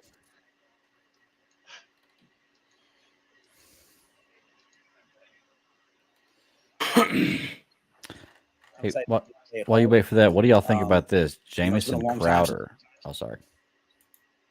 Good. Play. I'm excited to see them play at home. It's been a long time since we played great football at home. It goes all the way back to the Saints game last year. And so we've made a certified emphasis on our team of eliminating all the distractions and showing up and playing our best football because, I want to win, but I also want us to be fun to watch. And I also want us to play with passion and energy. And so I want Burns to go be Spider Burns or whatever the heck his nickname is. I want D-Jack to be D-Jack. I want them to be themselves, but I also want us to play great as a team. And so I'm excited to see them play. They've worked really hard this training camp, and I've been waiting for this moment. I'm excited to see them play. I'm excited to see them play at home. So I really want to say this is that I think Matt Rule looks good. I know that he's put some emphasis on taking care of his physical health a little bit more, cutting out the sugar, getting some exercise in. But as somebody who kind of went through a similar transformation myself over the last 18 months, where I just had not been putting my physical health at the front of everything. And when you feel better, man, you can go out and dominate better. I mean, I don't know. I just feel like is that like this really heartens me, man, about Matt Rule, because I was wondering if Matt Rule was beaten by the NFL, right? If he was a broken, beaten man after last year. And we don't know if he's going to be a coach that succeeds. We don't know what his tenure in Carolina will look like. But I think that this is a good thing, though. Like, I mean, at least says this is that he hasn't quit. And man, I don't know. There's something to it. I think look good, feel good. I really think that this is an important turn, or at least if we're looking at everything, we're looking at no stone goes unturned on the C3 Panthers podcast, is that this really truly is I would think that this is some positive evidence there. So the number is 252-228-5098. Let's go to the next call. Yeah, it's me, C-Dog. Man, we only got 1 week away for this beat down that the Nick Chubb and Davyion Clowney and Myles Garrett is going to put on us this Sunday. So everybody get ready, because especially that defense is going to be real amped up to goddamn put Baker Mayfield on his backside all game. So just go ahead and get ready for it. I don't know why he even gave them bulletin board material talking about he going to fuck them up. Now, the whole Browns defense is going to be looking to fuck up Baker Mayfield this Sunday. So go ahead and be prepared for it. And, they might have to goddamn bring out a stretcher for that little motherfucker, like on the old Madden. Anybody remember the old Madden? They bring out the stretcher on the field for you and goddamn drive you off the goddamn field. But anyways, man, it is what it is. I'm just waiting to get this season over with, because we can fire Matt Rule and get us a real fucking coach in here and everything. But with that being said, shout out to goddamn G-Baby, the motherfucking GOAT. Shout out to goddamn C3 Podcast, because they do this shit every Tuesday, every goddamn Friday, the free for all. So whenever you come in here, make sure you hit the motherfucking like button. Make sure you hit the motherfucking subscribe button. You know what I'm saying? Keep pounding. Everybody have a great night.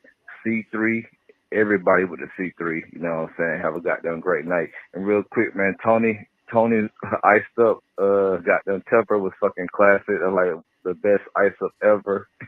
I go back and watch it sometimes just because it's so fucking funny. But that was a epic ice up. But with that being said, keep pounding. Great night. Good night, everybody. This is C-Dog. Man, C-Dog. Keep pounding. Shout out C-Dog. Man, big time supporter of the show, big time Panther fan. And you can check him out a lot on the Friday Free for All. You can check him out. Man, he's always Look, I mean, he's talking about a ice up pick that was 3.5 hours into the show last week. You know that mug be listening to the show. So Oh, he's a fantastic diehard, stuff. man. Listen, all we have is diehards, Tony. I don't know if you know this, but if you're a fan of the C3 podcast, you're a diehard. And you know what else is true about all of these diehards specifically? I don't know what it is about us, but we attract a bunch of freaks, dude. A bunch of really weird freaks that have this really weird kink, and they like to be shamed. For the life of me, I can't understand why. But hey, I'm not here to shame anyone. So without further ado, Big Papa, talk to these people, yo. Well, ladies and gentlemen, this is your pilot speaking. I'm here to guide you to your destination of shame. Now, you've come in here to enjoy some Panthers conversation, to contribute to the conversation in the chat, learn more about our sponsors, Prize Picks and Manscaped, but yet you haven't hit that like button yet? I have one thing to say to all you absolute freaks. Subscriber shame.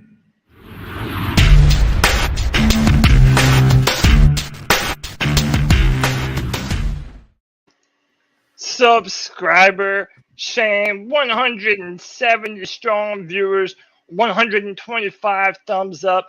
Hit that like button, hit that subscribe, hit that notification bell to help us whoop the ass of the YouTube algorithm and get us in front of as many Panther eyeballs and ears as you possibly can. Hit that like button, hit that subscribe, nail that notification bell, and if you would like to, consider becoming a member. Pull up that hat one more time. We're going to be... Yeah, we're going to Let's go ahead and give it away. Let's go ahead and give it away right now. All right. Let's do it. Do it. The C3 Superfan membership. Guys, you can hit that join button. Helps us reinvest into the podcast. Like right now, new computer right here. Haven't gotten the audio all kinked out yet. So I have work all the kinks out. So I had to still doing it on the old computer. We're getting Cody a microphone this week because his microphone blew out. We're reinvesting into the show with this money and also by giving back to you guys who give to us. So if this is going out, one of the 51 super fans at random, I'm going to hit the random number generator here. And let's see who's going to get this. Number 44 on the list is Sean Butler. Sean Butler. The Butler did it. Sean Butler, this hat is yours. And if you don't like the flat build hat, because if you bend this hat, I think it would really ruin it. I would never bend a brim that beautiful. But if you would prefer a t-shirt, I'll give you a t-shirt. Sean Butler, send me a message on Discord, Twitter, or you can hit me up at email, carolinacatchronicles@gmail.com. We'll get you that hat out. And look, I mean, there's some cool things. It's not just super fan giveaways. Like, wow, we wanted to reward people because, man, this one is like, look, I'm going to be giving away stuff, and we're going to have all of these promotions to not just super fans. I had already planned this one because I was so kind of moved by how many supporters we had in just, 2 weeks. Greg, though, gave away a few decals for people's cars. Yeah. Right. So people have been posting about that. So here we go. Remember that. Somebody remember Sean Butler. I got to write that name down so I don't forget it. Sean Butler. We'll do something else. Look, I'm going to do something on Sunday too. We'll give something. 44, Sean Butler. I want to make sure that we don't just do things only for super fans, though. I did want to reward them this week. So I appreciate all the people that donated money, but that just being here. So Sunday, what we'll do is we'll do a giveaway in our first post game. I'll give away a t-shirt and some other things maybe. Let's make the post game show on Sunday a big deal. Maybe we can give away a decal too on Sunday. I was going to say, Tony, I just put out a couple weeks ago that halftime of the first week of the first game, I'm going to put a tweet out, and the first person who can respond to me with the answer for whatever I'm asking about correctly is going to we'll get a decal for that. So we passed out some new decals on Sunday too. But yeah, I can do the one for that as well for the post game show. Yeah, let's do. We're gonna do a T-shirt. We'll do a decal. We'll do some fun stuff. You know what? Before the end of the season, I'll give away this Jonathan Stewart football right behind me. We'll do all that. Look, is that again? This is not for us to make money, but for us to continue to grow the show and grow a way to diversify the kind of content and the fun. So there's lots of cool ways. In fact, let's go ahead. We'll carry on with a couple of more cat calls and see what else we got. Let me see if I missed anybody. Did we listen to this one? Yo. White chocolate espresso. What's happening? I just did the whole pick thing. I don't know if I did it right, but I did it. Yeah, you did white chocolate. Fuck it. Go big or go home.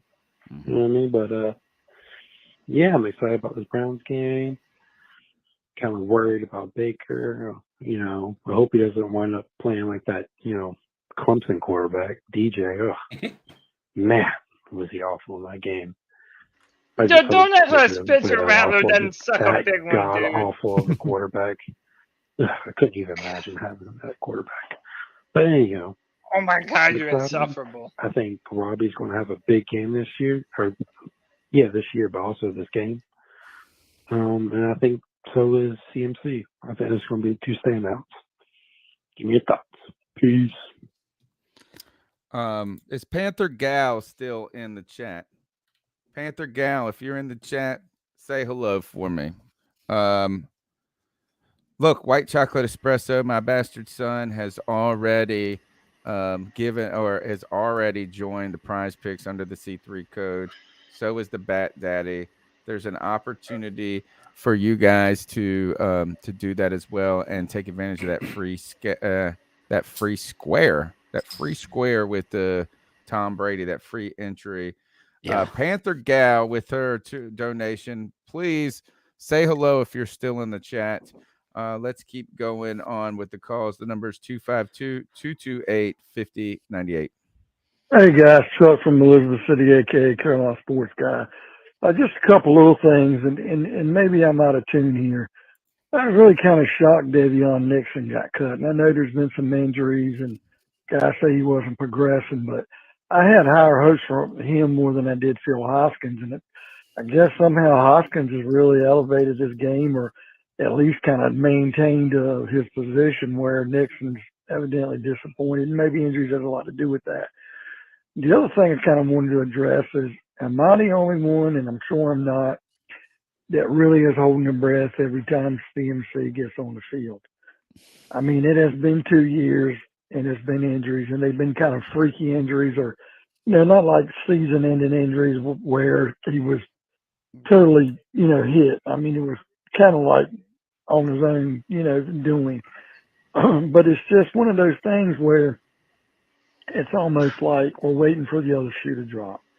Like he is just one play away, where if he goes out with a injury and he is going to be out for some period of time, it's almost like all of a sudden that promise of him being this ultimate running back, the best we ever had, and being somebody who never lived up to expectations. And it's a shame, because it was his 2,000-yard season and the season before that where he could have had 2,000 yards if Rivera would have played him in the last game, which he didn't, like an idiot.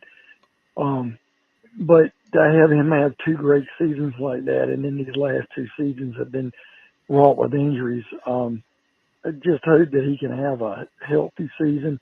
He doesn't have to carry the team. If this offense have orchestrated itself right, and Baker Mayfield, who has a little touch with the ball, can use McCaffrey to his benefit, this offense can be explosive. And, CMC doesn't have to carry the load, but he can really be used in certain situations where we can benefit and be explosive and really put some points on the board for a change. And I'm just hoping he doesn't have one of these injuries. That's my biggest fear I'm holding my breath for. At least if we can get him over halfway through the year before anything happens, I would feel better. What's your guys' thoughts on that? Sadly now I'm addicted to Prize Picks because I can only think about what does this mean for this? I love it, dude. Yeah. It's literally the Prize Picks is the perfect sponsor for the C3 Panthers podcast, and there's no doubt about it. So a buddy of mine, yeah, it's a funny story, guys, with Prize Picks.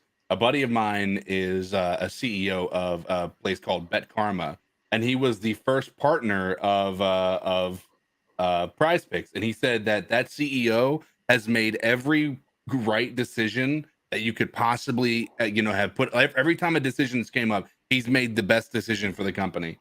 So we're definitely partnered with a good squad. It's awesome. I'm sitting here looking at while we're talking about it. Yeah. Just out of curiosity, y'all think it's a safe bet Jameis Winston throws at least one pick? Safe entry. That he throws one we pick. have to get used to the nomenclature. I think Baker is good. I think Jameis is good for it. I think Stafford is good for it. Like, these guys love to air out the football. So I would say yes. Going back, I like Jameis over that more on 225 personally. I feel like they're going to run up the Falcons. 225, Jameis going to have like 300 yards and he's gonna throw touchdowns, pick, 3 right? picks. Yeah. He's actually been pretty good. But anyway, I was just thinking this, going back to the caller though. Really want to go back to the caller. Then I wanted to say something when you're done. With Christian McCaffrey, right? Is Chuck from Elizabeth City is right. It's like we're all holding our breath. Mm-hmm. Look, I drafted Christian McCaffrey in the listener league tonight, number 1 pick. Right? Is that like I saw someone say this? Is that if you don't draft Christian McCaffrey in number 1 slot, you draft Jonathan Taylor over him, you're just a coward. And really, you're being hamstrung, pun intended, by the fear of him getting hurt. We have 50% of the data that says that Christian McCaffrey is durable, and 50% of the data says he's not. This is the year that determines the narrative of if he's a hurt player or if he just had 2 seasons with some injury, right? Is it more than a narrative? And the last thing I want to go to is, how does Ben McAdoo use Christian McCaffrey? The thing is Ben McAdoo doesn't like to rush the ball, but he has always used running backs as a way. I mean, it doesn't mean he doesn't use running backs in the game. So that 5 reception number, all of a sudden you might be using Christian McCaffrey, and you're talking about people worried about this Cleveland Browns defense and sending the dogs, literally the dogs after Baker Mayfield. Well, you know how you crush a pass rush? You let Christian McCaffrey leak out in a running back in a screen pass and let him take it to the house, homie. Take it to the house with a screen pass. Let the rush come. Boom. That's a McAdoo play right there. So I would be interested. I'm going to go back and look at this. Go ahead, Cody, because I want to look at how many catches did the Giants running back have in 2015 when Ben McAdoo was it was 2015. He was the offensive coordinator then, I'm pretty sure. So go ahead. It's been your point. Yeah. So, but when it comes to Christian McCaffrey and the injuries and, holding your breath every time he enters the field, look, you're going to feel that way until you don't. That might be a simplistic answer, but remember that this fan base has a history with a guy like Davis, who literally tore the same ACL 3 times in a row. Like, Panther fans thought legitimately that we might never see Thomas Davis play another snap of football. And luckily, knock on wood, Christian McCaffrey has not torn an ACL. He hasn't dealt with these big-time injuries. There hasn't been, a meniscus, a ham, or like a patellar tendon, any of those injuries that can really hurt people. Christian hasn't faced that yet. So I think that, again, when I say it's prove it season, everyone has something to prove. Christian McCaffrey, no one doubts the kind of talent that he has. Even the biggest Christian McCaffrey hater in the world would be absolutely dumb to deny the kind of talent and ability that Christian McCaffrey brings on the football field. It's just a matter of him staying healthy, and he has to prove that. And I do think that if they implement him into the passing game correctly, and if our offensive line is able to actually give him some blocks downfield, Christian have a better year this year than his second year when he went 1,000 rushing and 1,000 receiving yards. He just has to do it, has to prove it. Yeah, I think that Christian McCaffrey is going to have a year this year. Yeah. That's what I mean, like, we just can't live in fear forever. But you said it right, Cody, is that we are going to feel that way until we don't anymore. Yeah. And it's going to take one full healthy season. If we get 17 games out of Christian McCaffrey, we forget that narrative. Yeah. It's gone. It's erased. Yeah. It's a race. Think about how fast they changed, too. Remember Cam Newton was never injury prone. Greg Olsen, never injury prone. Until all of a sudden you just are. It happens to you in a blink. And if you're a running back, that's even doubly, man, because no one takes more punishment over the course of the season than a bell cow running back. So it's even further compounded. I'm excited. Look, is that the running back for the New York Giants, and I thought somebody put this in. Somebody put it in the chat, was a good comment. Is Ben McAdoo's never had a running back with this type of talent at all in his whole career. Yeah, is that Rashad Jennings was the running back in 2015. He only had his career. He had 930 rushing attempts or rushes and 3,772 rushing yards. That's it. Right? I mean, think about that. Is Christian McCaffrey has had more rushing yards than him in like 2 seasons almost. Mm-hmm. Now, this in 2015, where Ben McAdoo had probably his best offense, Rashard Jennings rushed 195. He toted the ball 195 times for 863 yards, his career high that year. He had 29 catches that season for 296 yards. He averaged 10 yards per reception.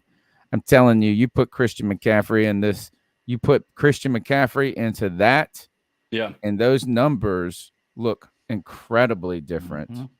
Very excited, but we will be. What are they, hanging on bated breath? Is that that's saying? Great. Yeah, that's exactly it. That's what we'll be like all season until we're not. But I tell you this is, I think it's time. The number's 252-228-5098. Lokes, man. What up, I Lokes? feel like we should use Laviscus Chenault out the backfield. Hubbard ahead of Hubbard. The defense is going to be a top 5 run defense. It's going to be a top 10 run defense, top 5 pass defense, top 10 overall defense.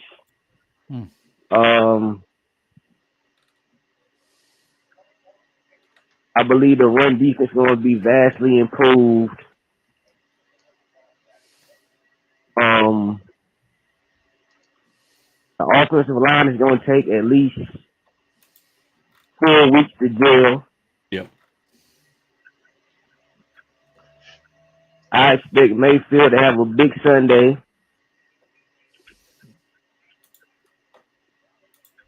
I expect this to have a top pass defense.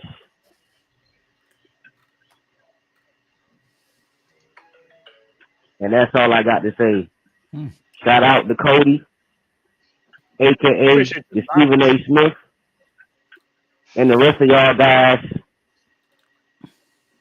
are the tips. I tell you this, when you called me the Stephen A. Smith.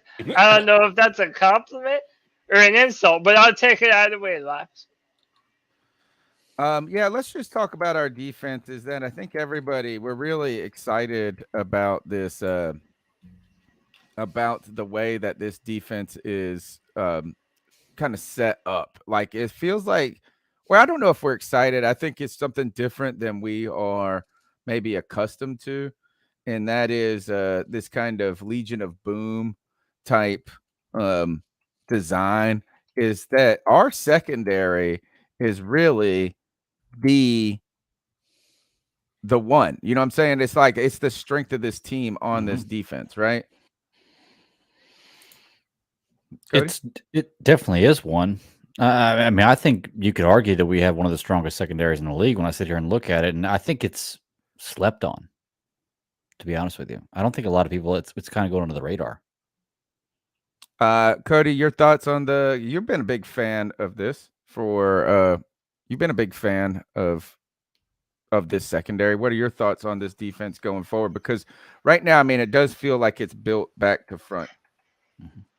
Yeah, I mean, listen, I believe that very shortly into our season, one of the things that you're going to hear on all the shows, on ESPN and Fox and all the people who get paid to give their hot takes, they're going to come around late to this train that I'm about to tell you.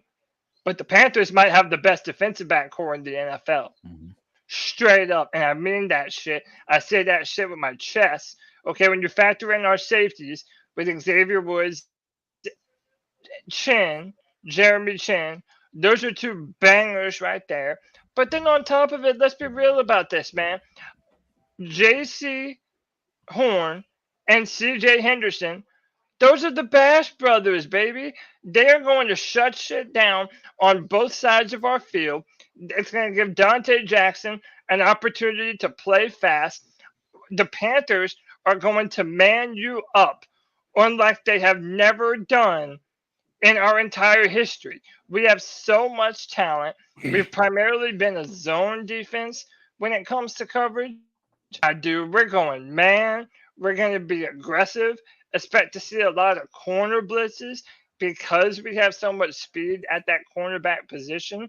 A lot of safety fire blitzes and just overall aggressive attitude with shut down corners.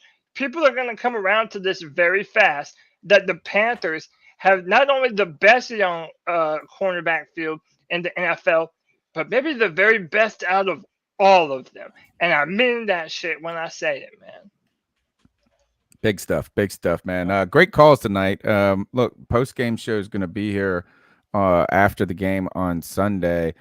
So go ahead and file that number away, 252-228-5098. Make sure you really come with your best, because we're going to try to limit.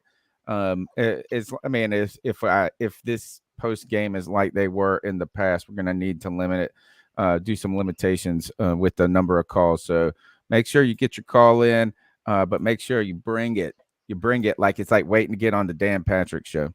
Hey, yeah, and speaking of coming with your best, listen, fellas, fantasy football draft season is right around the corner. It might be happening right now. As of tonight, the boys have been drafting their people all night in the middle of the show. CeeDee Lamb is obviously really good, but have you seen these beautiful balls? It's time to get your snake looking right for this snake draft for the sponsors of today's show, Manscaped. The leader in below-the-waist grooming have created a championship lineup with their Performance Package 4.0. Join the 6 million men worldwide who trust Manscaped and get ready for kickoff by going to manscaped.com for 20% off plus shipping with code Panthers. Can I tell you how simple that code is? Panthers. What are we talking about? Panthers. That's all you got to remember. And if you need to, write down the number for the C3 Cat calls and then also write down that code, manscaped.com. I'm telling you right now, I've always been afraid of shaving in those areas. This lawnmower 4.0 helps tremendously in my confidence in making sure that I'm able to make sure my wife is happy with what I present to her in the off chance she lets me happen to see her naked. So anyway, go to manscaped.com, use code Panthers, and support the show while also getting yourself some equipment to manage your equipment. Hey, fantastic. Man, it's time to do some deforestation below the belt, fellas. You know what I'm talking about. And you know what, Tony, you showed those nose hair trimmers, dude. That's a godsend, man. I realized that I had a forest in my nose, and that was absolutely perfect, dude. And it catches on the boogers and all that nasty stuff, dude. It's not a good look. especially if you have a nice little shorty looking up at you. So trim your nose hairs, trim your pubes. Manscaped.com, promo code Panthers. Also, Panther Gal, make sure you send me an email at CarolinaCatChronicles.com. You're the winner of one Cam Wow Super Towel. Nice. One Cam Wow Super Fan Towel. So, Panther Gal, you are the winner of tonight's one of the giveaways for the people that contributed in a super sticker, man. So, thank you for your support. Thank you for everybody who has joined this C3 Superfan group. Email me at CarolinaCatChronicles@gmail.com. I just need your address. Sean Butler, we're waiting on you.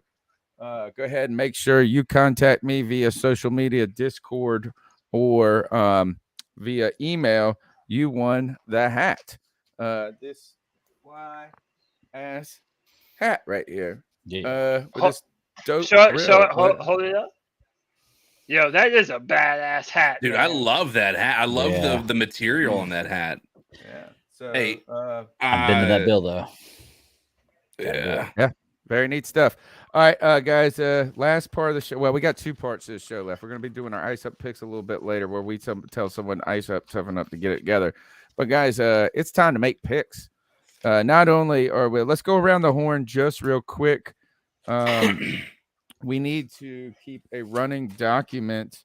I always say I'm going to do this really well, and I never do it very I'll put it on well. the Google Docs. All right, awesome. Let's pick. Look, anybody in here picking the Browns over the Panthers in Week 1? I'm not. I really think the Panthers feel great. Let's just do a single pick because we're going to keep up with our picks for Week 1, right?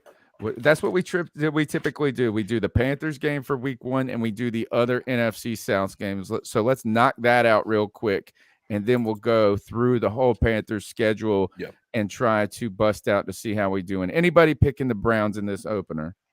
Nah. By the way, the one opener in like something like almost 2 decades or something like that. It's been a long time since they've won an opener. We're at home. Baker Mayfield has a chip on his shoulder. Yeah, man. How could you not? I'm picking Carolina, and we're not doing score. We're just doing just overall pick. Yeah. All right. Well, Yeah. you just All right. look Yeah, at I got one, Browns. I got Browns. Yeah, let's score. Okay. Let's do scores just for the fun of it. Yeah. Look, I All think right. the Panthers. All right. Browns. Go ahead, Cody. Start with it. Browns. Yeah, I'm going to go. I'm going to go 30-21 Carolina. Wow. Big, higher scoring than I expected. All right. Cody Lashney goes 31. What was it? 31-20? 30-21. 30-21 Panthers. I'm going to go Panthers winning this. And I'm going to say that we're somewhere, let's say 23-13 Panthers. 23-13 Panthers. 20-13 Panthers. Okay. Let me hit this. Go ahead, CK. I'm gonna go. Listen, and this is solely because of Matt Rule's statement that he wants people to enjoy watching the Panthers. He wants it not only to win, but us to be enjoyable to watch. So I think the Panthers are not going to take their foot off the gas. I think it is going to be 35-14. 35-14. Okay.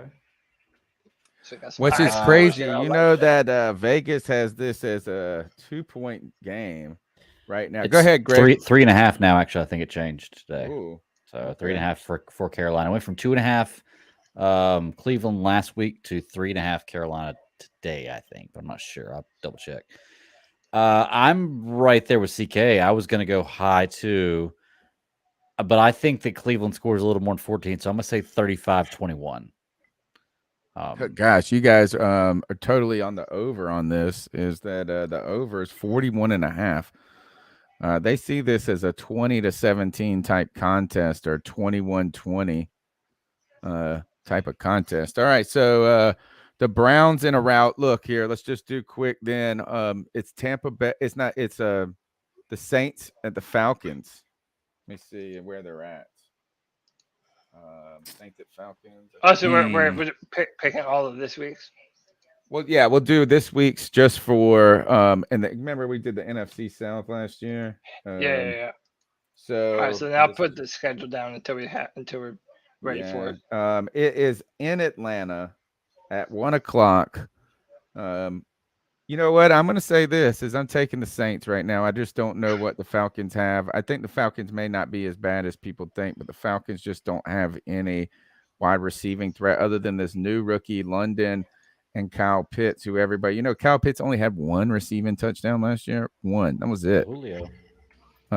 So Really? I'm sitting there. I'm picking this. I'm picking the Saints. We don't need to do the score in this game though. Saints. Who you got?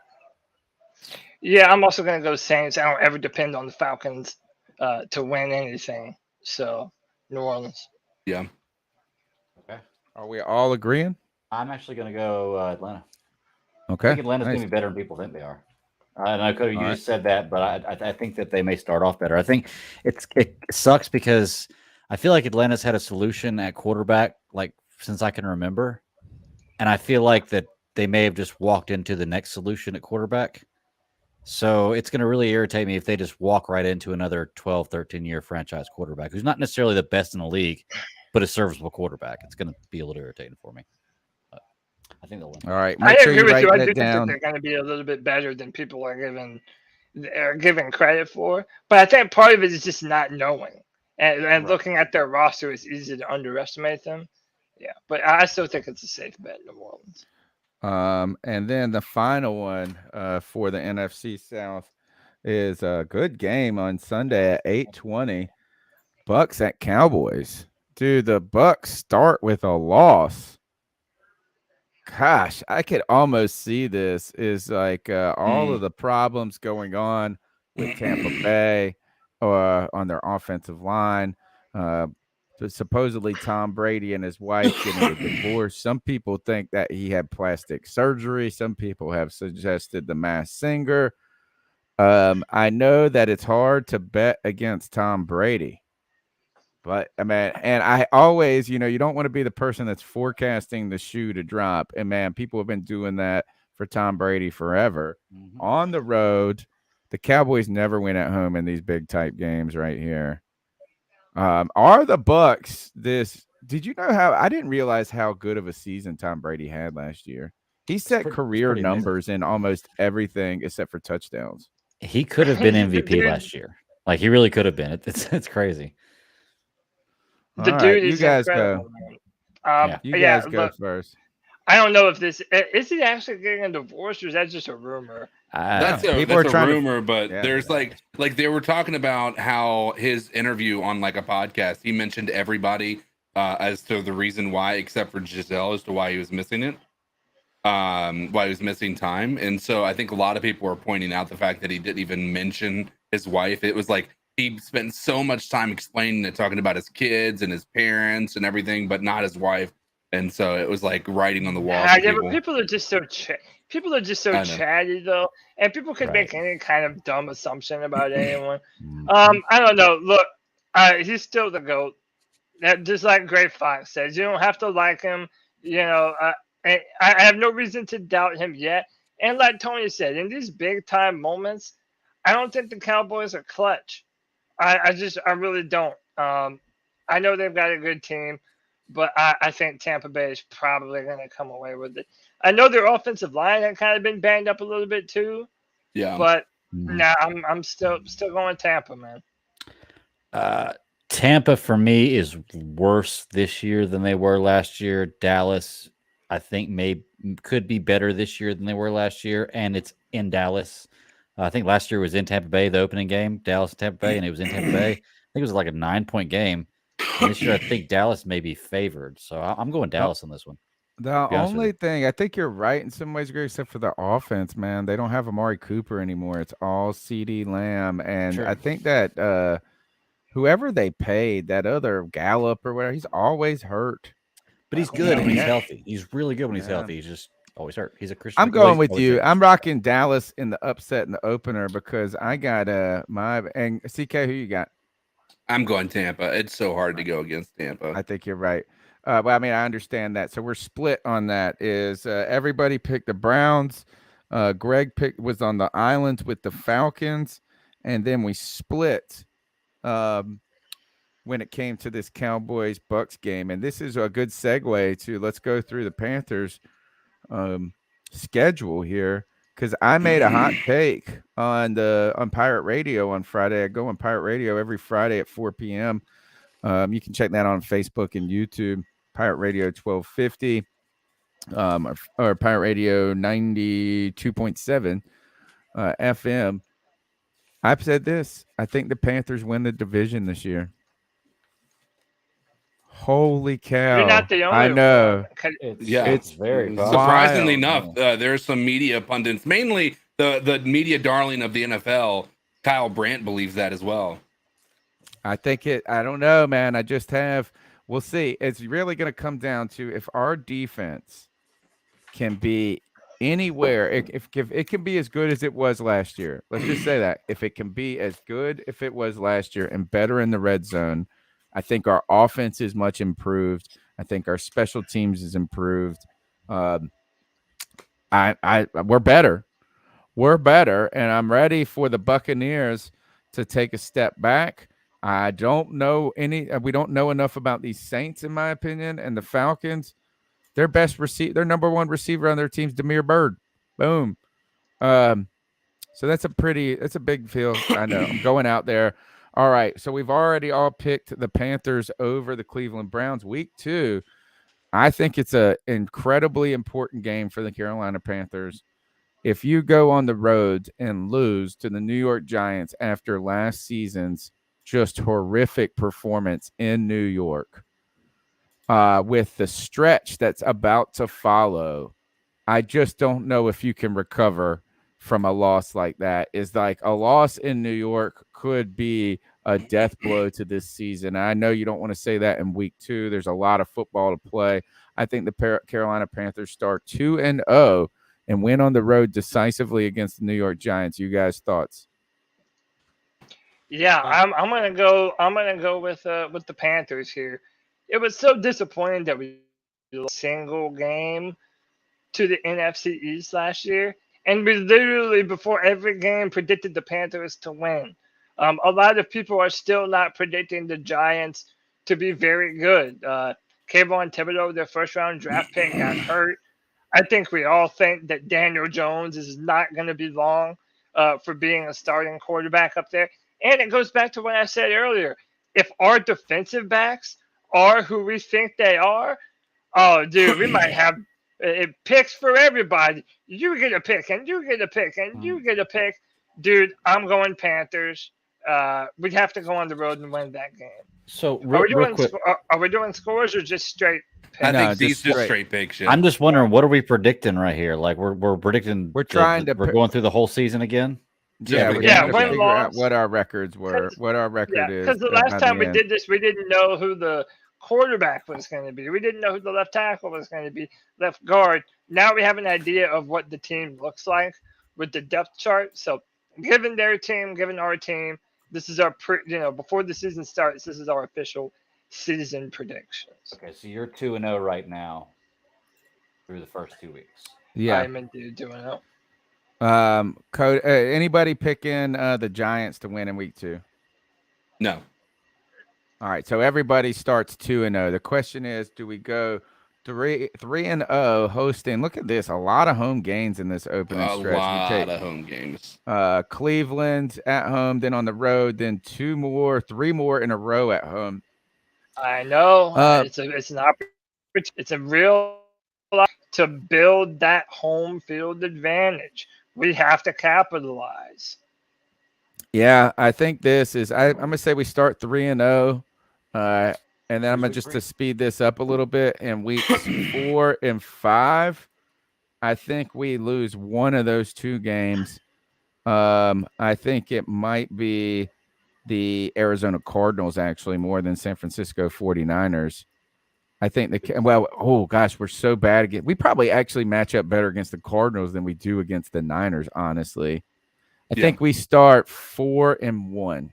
Carolina Panthers 4-1 through week 5. So I'm going W, W, and then a loss to the 49ers. Boy, we're some homers. So you're going 4-0 and then lose to the 49ers. Okay. Yeah. I don't have the schedule in front of me. So you're starting 4-1 with the first loss to the Niners. Okay. Yes. What about you, Cody? First 5 games. What are you starting? That way I just do 5 games at a time. All right, so that's up to San Fran. Okay. Yeah. I have us narrowly beating the Saints. Okay. I think we beat the Cardinals because we always do. And this is the tough one, man. I'm going to be realistic. And I'm also going to say that we're going to drop San Fran. Okay, so you got us at 4-1 as well with the first loss of San Fran? Yes. Okay. Yeah, I think I'm 2-0 before this. I think we beat the Saints. So 3-0. Which I don't love that we're starting out the season again with another hopeful start, and then we play against a freaking ridiculous amount of good teams. I think we win against Arizona. I think we lose. So how far are we going? Are we going all the way to the Rams? Or go to the Niners. Okay, yeah, I think we lose to the Niners. Okay, so you're 4-1 up to the Niners too. Okay, I'm gonna go 4-1 through the first 5 games, but I have us losing to the Saints. Okay, first. So I can see that. I could see that. We always have trouble with the Saints. So. All right, so the next 5 games, let's do like you said, 5-game chunks. Can you scroll down a little bit, Cody? Yep. Just so look, I think we lose on the road. I'm gonna put an L on the road. Then we lose 2 in a row. I have none of my pens. Please. We lose 2 in a row. So you guys listen to the Niners and the Rams? Yes. Yes. I think we. Ooh. Man. Back in Bank of America. I think we catch a W against Tampa Bay. Okay. All right. So we're back in it. That puts us at 1, 2, 3, 4, 5. Ooh, no. Ooh. No, I'm going to catch us with an L against Tampa Bay. We lose 3 in a row. Okay. And then we go on we beat the Falcons. Is a W. I think we pull off a W against the Bengals. Then we get a win against the Falcons. 3 in a row. And then a loss on the road against Baltimore. Is that my 5? 1, 2, 3, 4, 5. Like or is 6, that more? That's 6. Yeah, All right, I will stop there. I'm going to stop with the Falcons game. So that puts us at 1, 2, 3, 4, 5, 6, 7, and 3 through 10 weeks. Oof, okay, man. I think we're going to lose to the Rams. Okay. I am going to pick the upset. I think we're going to beat Tampa. Okay. Keep on going back to this defensive backfield, man. Like, if we're able to stay healthy and play aggressive, I really do see a lot of picks galore. And I know it's Tom Brady, but I think that the Panthers are going to be able to pull that out. I have a W against Atlanta. So I have a loss with the Rams, a W against Tampa, a W against Atlanta. This is going to be interesting, man. So it's on the road. I'll give us – oh, that's tough, man. It's just tough to think what kind of team we're going to be at that point. Injuries, I'm going to go that we're going to get – we'll take an L at Cincy. It's at and we're on the road too. I think we're going to lose to Cincinnati. And fuck it. We sweep the Falcons this year. Oh, that's easy. Yeah. Okay. About you, CK? Starting with the Rams, I guess. So I've got a loss to the Rams. I've got a loss to the Bucks. I just don't see a path right now where we're worse than they are. or where we're better than they are. The Falcons, we got the win on that. The Bengals are a loss. Where are we at? So we're going to the second Atlanta's Falcons the next game. game to pick, Okay. and then I'll go through them. I think we beat Atlanta. Yeah, we're going to sweep Atlanta.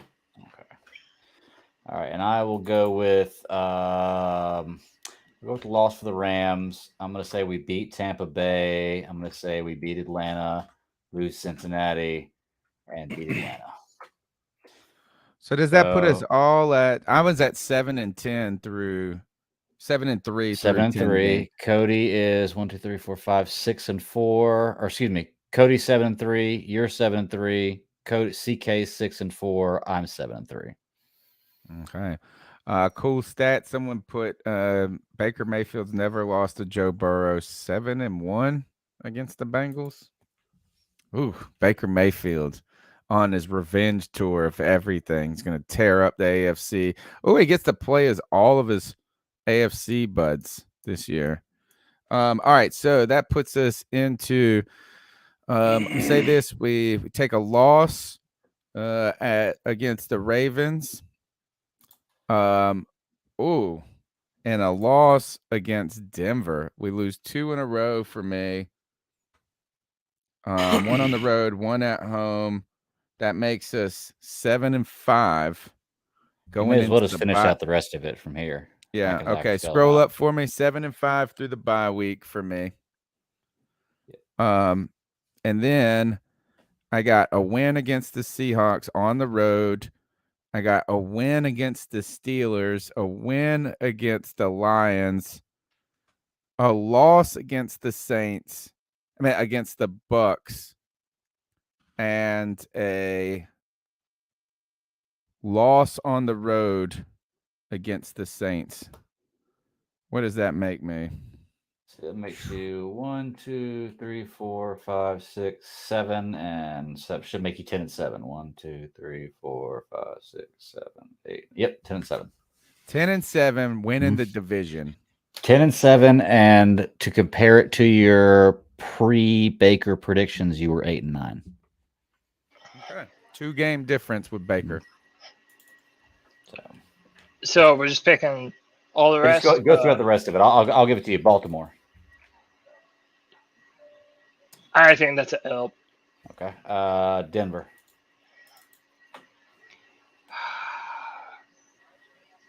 In Bank of America.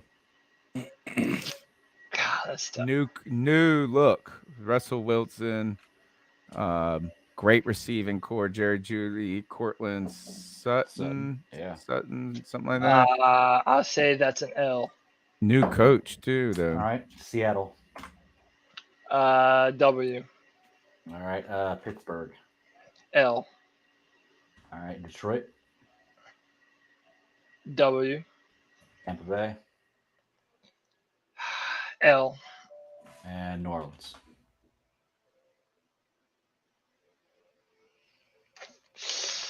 Fuck, Fighting for W. W. All right. So that puts you at 1, 11. 2, 3, 4, 5, 6, 7, 8, 9, 10 wins and 7 losses. Oh, 10-7. You know what? And like, you were I 11-6 pre-Baker. I honestly think that is. We got worse with Baker. And it's not. I think that's best case scenario. Okay. I mean, I really don't. I think that's best case scenario. So just to clarify, you thought that a combination of Matt Corral and Sam Darnold about 2 months ago was going to be better than what we have with Baker right now. You got to keep in mind based on record. That's not just about Baker. That's also you got to think about what these other teams have done to. Fair I guess, point. A lot has themselves changed. better. Right. Yeah, like it's not just our team that's gotten better. Like Seattle has gotten better. I mean, not Seattle, but Denver. Oh yeah. Denver. Yeah. Horrible. Like I think we all thought Denver was an easy win for us. Yeah. All right, CK. What you got, CK? Baltimore. I think I've got Baltimore. I'm getting the dub there. Nice. So win against Baltimore. I think we win against Denver, even though that is going to be a tougher scenario. I think Seattle easy. I'm not going to say easy win because I don't think there's any easy wins in this league, but I think Seattle is. You're running off 4 in a row: Falcons, Ravens, Broncos, Seahawks. Boom. Yeah, and then let's see, we're going all the way to the Lions, right? No, it's Pittsburgh. Nah, first. keep going all the way to the end. Pittsburgh's next. To the very end. Okay, to the very end. Okay. Yeah. Pittsburgh. I think we win. I know I sound super optimistic here, but I could see this being the 6-game winning streak we're going on. Right. And so I think we win there, mainly again because I just too many question marks at the quarterback position there. Detroit Lions. That might be an ups. I'm going to say they're going to upset us.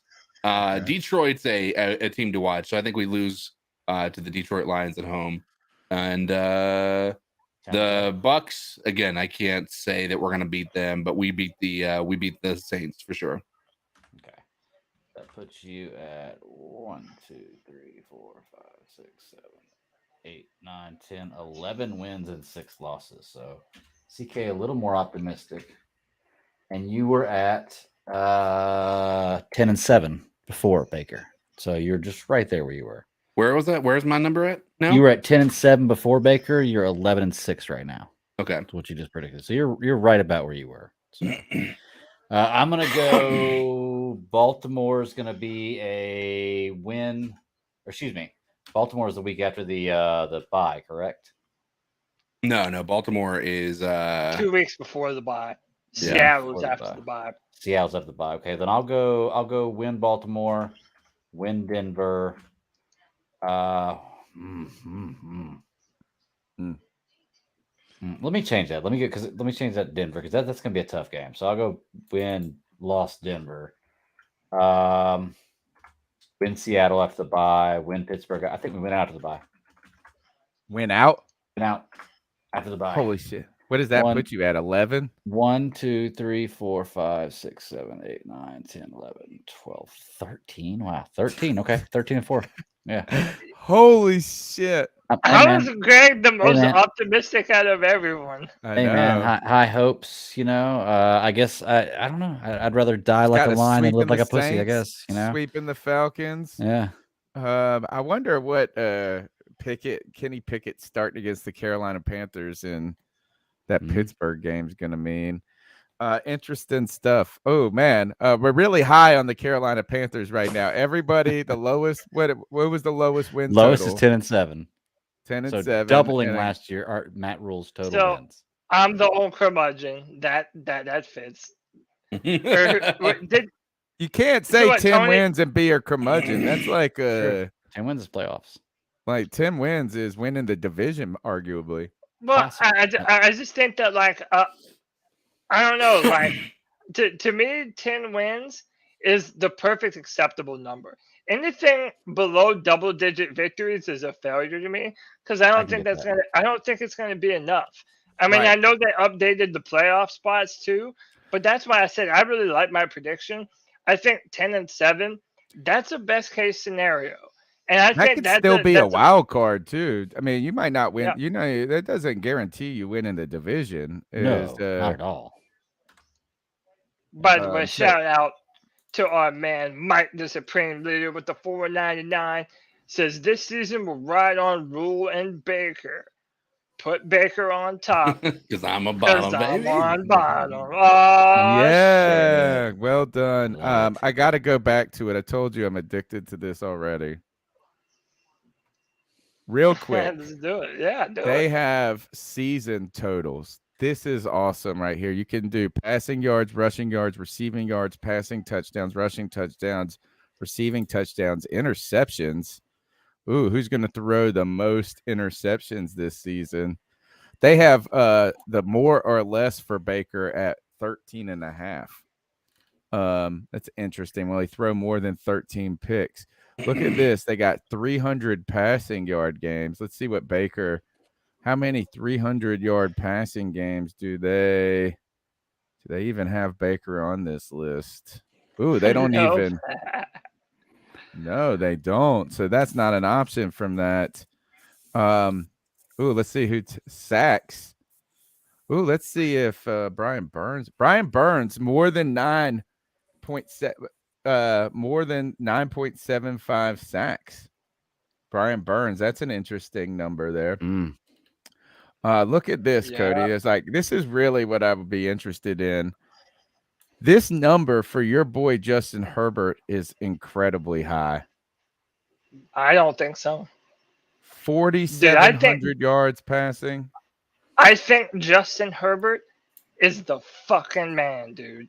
And it pisses me off every day that the Panthers only missed on him by one draft pick, because I am certain that Marty Herney was in love with him. And if he would have done that, I would have never said another bad word about Marty Herney for the rest of my life, dude. I do not think that number is too big. And they got Keenan Allen, and they got Mike Williams, and they got Austin Eckler, who's a good pass catcher. I think that's a good number, man. Will DJ Moore have more or less than 3.5 100 receiving yard? I actually want to get in on one of these. I feel like I'm really. You think he's gonna? Well, he had 1,200 yards last year. That averages. I mean, he's got to have more than that's an average of like 75 yards a game, right? Yeah, I mean 3. That's a lot. I think I'm going here. I want to do this. What do you think the interceptions for Baker is? Over 13.5. Dude, that's the biggest question to our team right now. Because it's like, is Baker a guy that when he's in an offense that fits him, he can run it correctly? Or is he just this wild gunslinger who makes bad decisions in the fourth quarter? Because you can make the case for either of those things. He does not have a good record when throwing interceptions late in the game. Ever since 2018, no quarterback in the NFL has more interceptions than Baker Mayfield. We obviously hope he turns this around. But I don't know, man. It might not be the wrong move to pick more. I don't know. We'll have to see. This is crazy, man. You could get lost. How could you pick any of this right now? Like, there's for the season. No, I mean, like, it's like kind of like if you were going to try to figure out like who's just going to be the passing leader.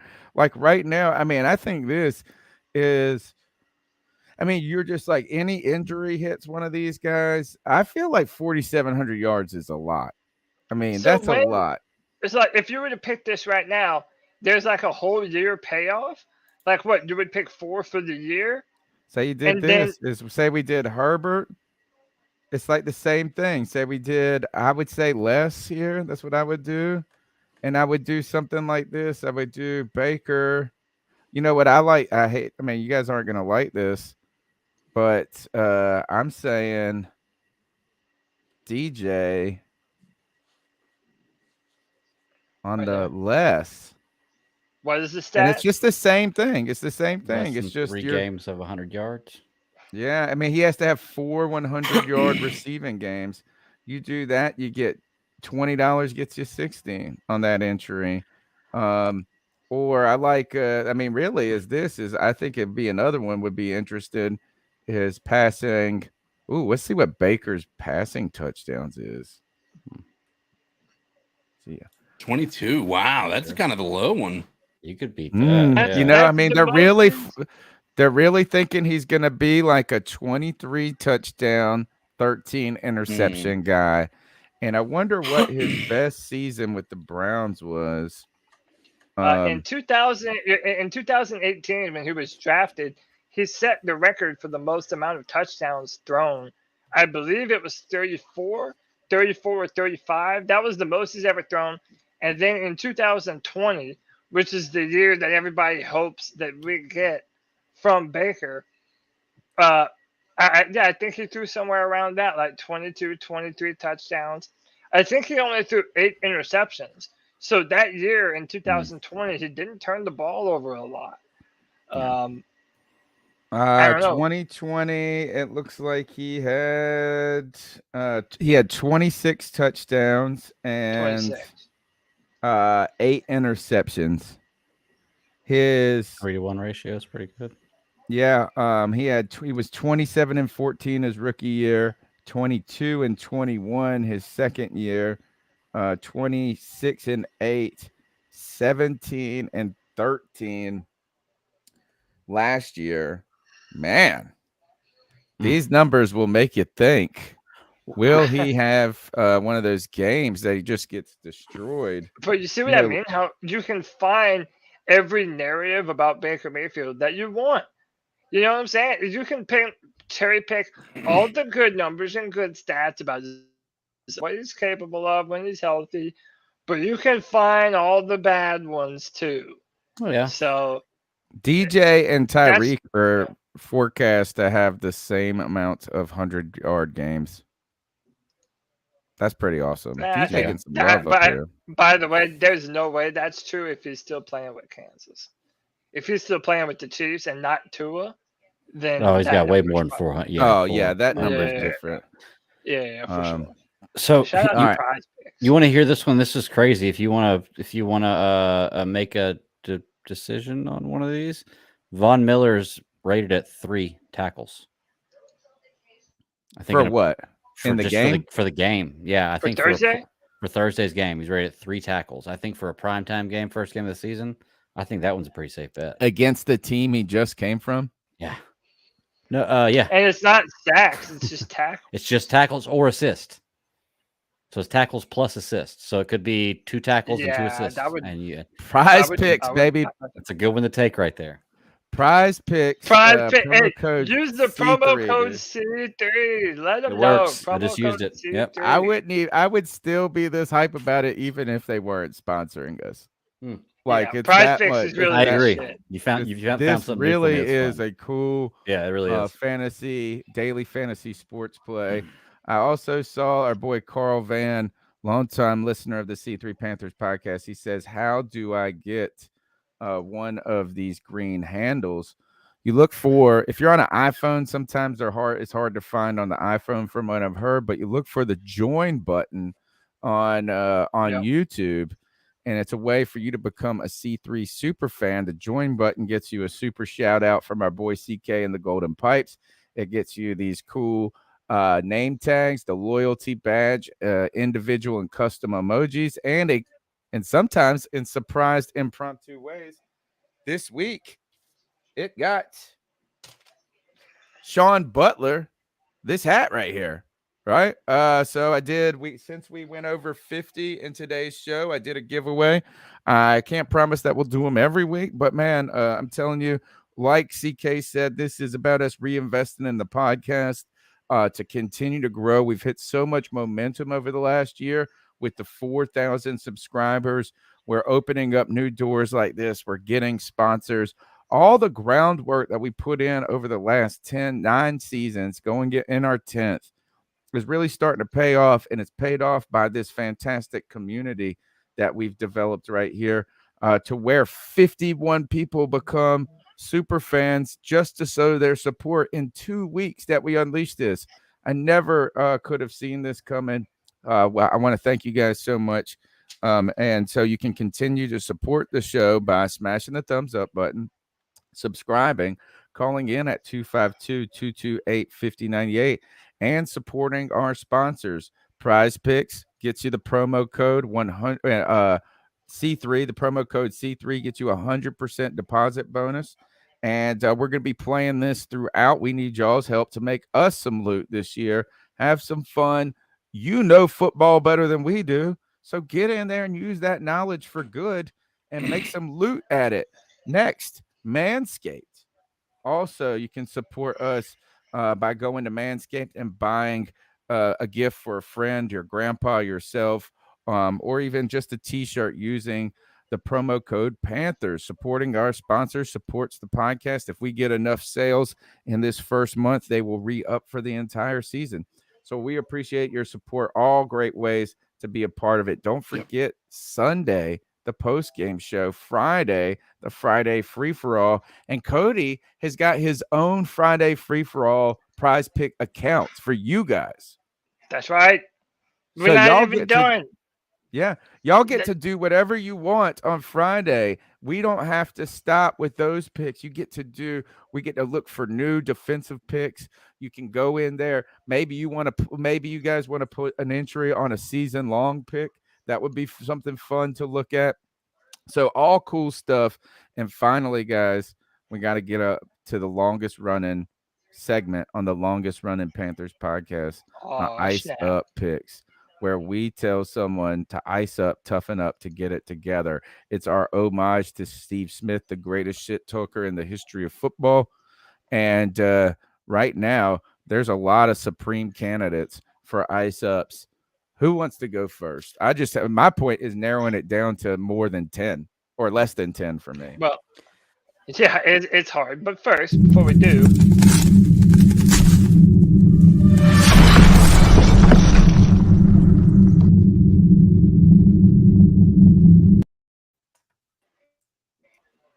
Ice up, son. Ice up, son. Yeah. Where was Steve Smith's voice? I don't know. I got to go back and check that. I may have sent you the wrong file if it was no voice. I thought. you know what? No.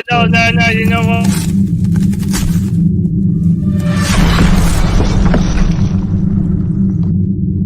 Ice up, son. Ice up. There we I forgot. go. I sent you all the I played the wrong. Yeah. Delete that other one. Delete that. Yeah, other I know. one. I got a few in here that I need to delete that are throwing me off. But yeah, who wants to go first? Mine's real quick. I'll just knock it out. I've been out of internet for the last week. I've had Spectrum come by here 3 times, and it took them forever to actually get me internet back on again. But I have it back on now. If you've been without internet for that long, it sounds kind of crazy. It sounds kind of like a first world problem, but it is really, really in the world we live in. It's very difficult, especially with things I do, to be out the internet for a week. But three technicians, they finally got it done, and then I had them credit me a half a month for being out for a week. So, but to them, just for taking so long to fix it, eyes up. Yeah, and by the way, people are talking about this in the chat. If you do have an iPhone and that join button doesn't show up, basically you have to open up Google Chrome or some other browser, go to our webpage on YouTube, but go into the URL, and where it has mobile version, you basically erase that and just go to the normal HTML website on Google Chrome in your iPhone browser, and you'll be able to see that join button, and you'll be able to join us from there. Speaking of which, before we go forward, CK, why don't you welcome this awesome Panther fan? One more person has decided to join the C3 Superfan Club. Welcome to the club, Richard Gonzalez. Also, be sure to go to our new sponsors. Yeah. Appreciate you, Richard. I tell you, this is the prize pick's going to sell itself, bro. Yeah. Oh, dude. That one just sells itself. Already got my dude. money. I'm like sitting here like, good God, I don't know what I'm like, keep playing all night. Thank you, Richard Gonzalez, for your support. All right, so first is that it's a utility now, man. The internet is so important to our daily lives that it's a utility. We can't, like, I know it sounds like a first world problem, but welcome back to civilization, Greg. Thank you. Yes, it's great. All right. Sure. I got a couple of ice up picks. All right. First one, my ice up pick, I'm gonna go with. Let me see if I make sure I got all of this. Too many windows, too much. Don't worry. When I get this new computer, my new monitor coming in, it's all gonna be good. Then I can have multiple screens up. And nice. First of all, this big guy, I'm getting iced up for getting his ass whooped by this old guy.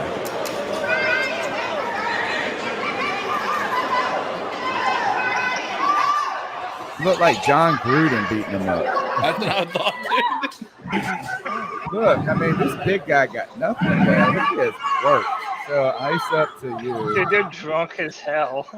Oh, yeah. Hey, look at this slap. If he would have connected with a punch right there, he'd have been out. I know. He would have been night, dude. Yeah. Also, this ride in India. Holy cow, look at this. You seen this? Is it still sharing? No, I don't see No? anything. Hold on. Oh. Nope. I've got 2 ice ups also. That would be fun. Well, take one for me because mine. Huh? You go ahead and take my spot then because I didn't grab one tonight. Look at this ride. This is a ride in India.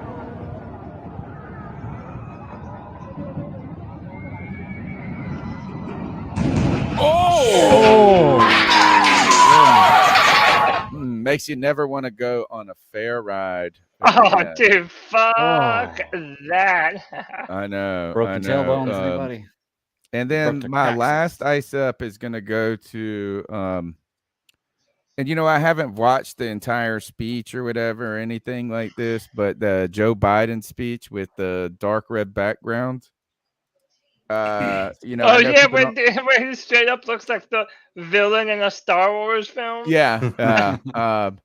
I'm going to ice up on this one because I think right now you're like they came out and they called the MAGA people the threat to democracy, and really are coming after them hard, much like kind of maybe some Republicans did with that other and QAnon or whatever that group is for the crazy liberals.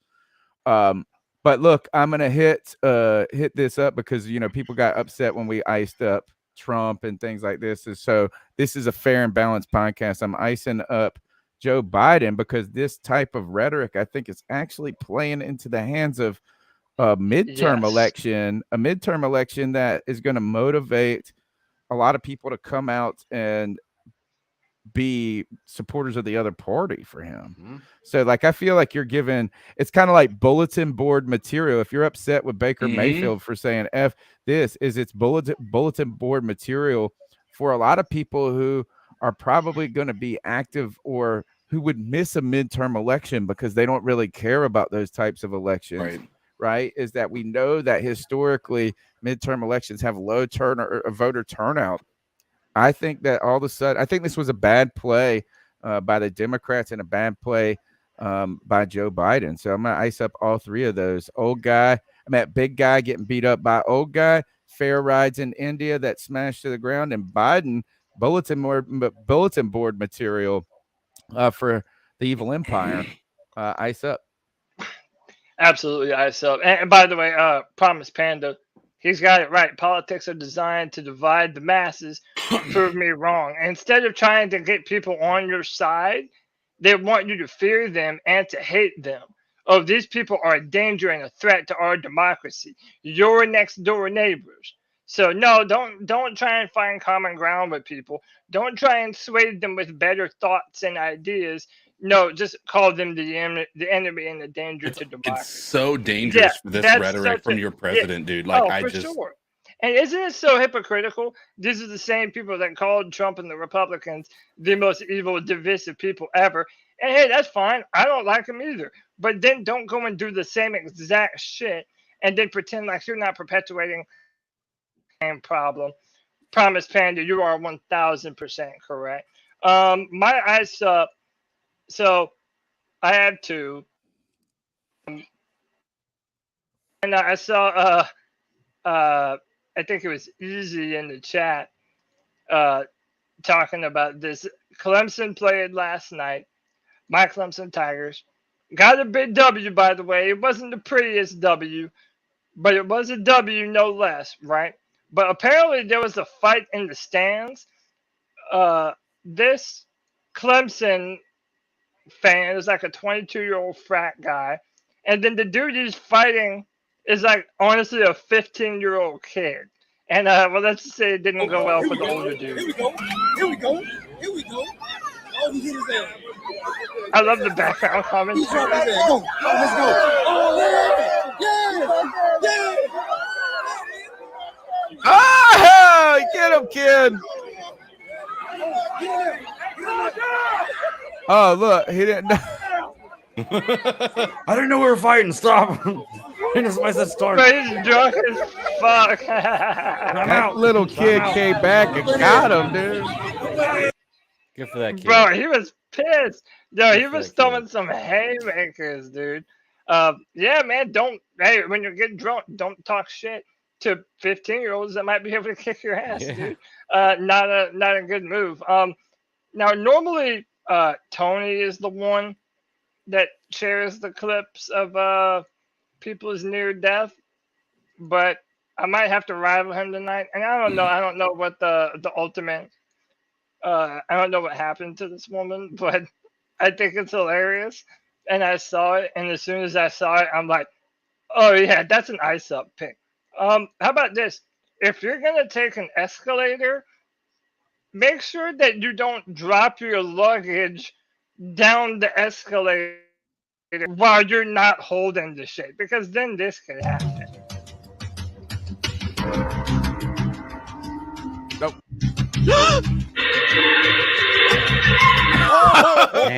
Oh, dude. Yeah. One more time. So look, what is she even doing? She just puts it down and lets it go. The woman sees it. Oh, dude. that her head hit so hard. Oh, so hard, dude. I know this is a different. It looks like a God, different dude. country, but I've never seen an escalator that starts off like that. It's like a hill. Like go to the beginning of it. It looks like where you would put your luggage at an airport. Yeah. Like, to be honest with you, that's what that looks like. It does not look like an escalator to me. Not trying to I know. defend the It looks person like who it's put that about on there, to but be it's a just slide. weird. Well, You guess know? what? It was a slide for that luggage right there. and Yeah, it almost was. Good I've never God. seen one like that though. That's crazy. But look how fast it goes. It's like Look a at her missile. though. Look at her reaction though. She was Oh, on it, man. If she would have just stepped on Jump the right at the right time, you know? yeah, That she every would've had time you it. do that, like I look at, oh my god, Do you dude. press charges against this lady? Yes. I have no idea. I mean, I would mean, for sure. it's an Look, accident. Yeah, I probably would. I mean, clearly she didn't do it on purpose, but They put her on Man. a stretcher.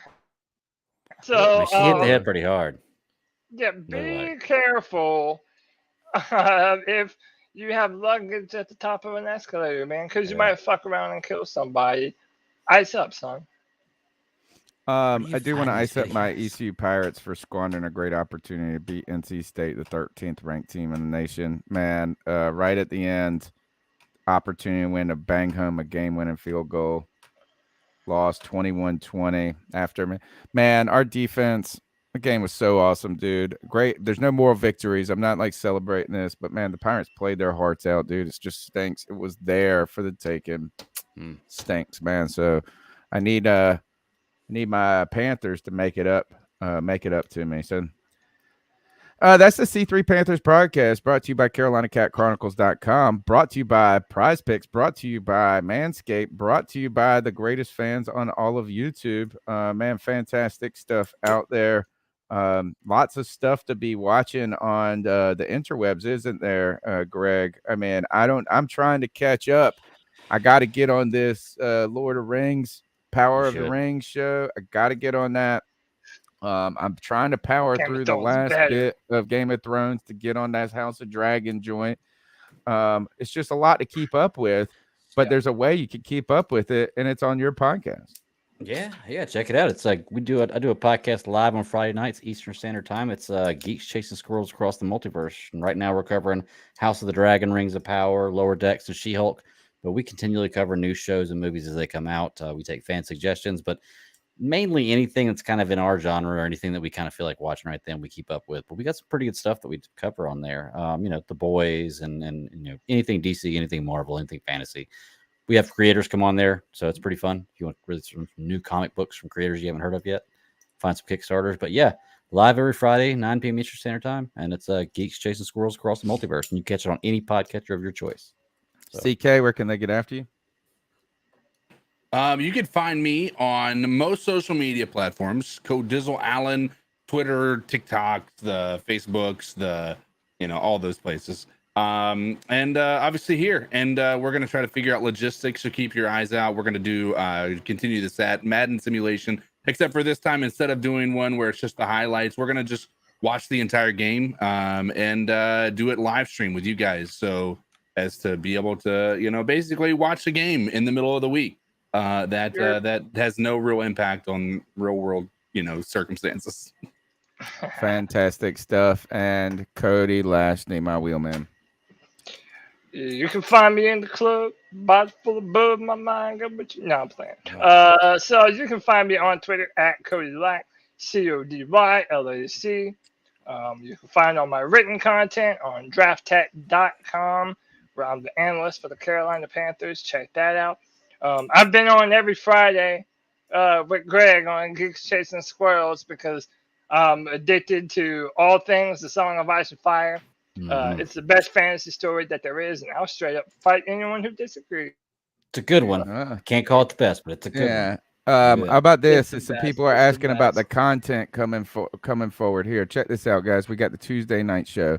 We got the Friday free for all that is sticking around. We've got the Sunday post game, but we're also trying our best to bring you as many beat checks and debate my takes throughout this season as we can. We'll probably launch debate my take next week in our first episode after week 1 when we get a little data that we can debate.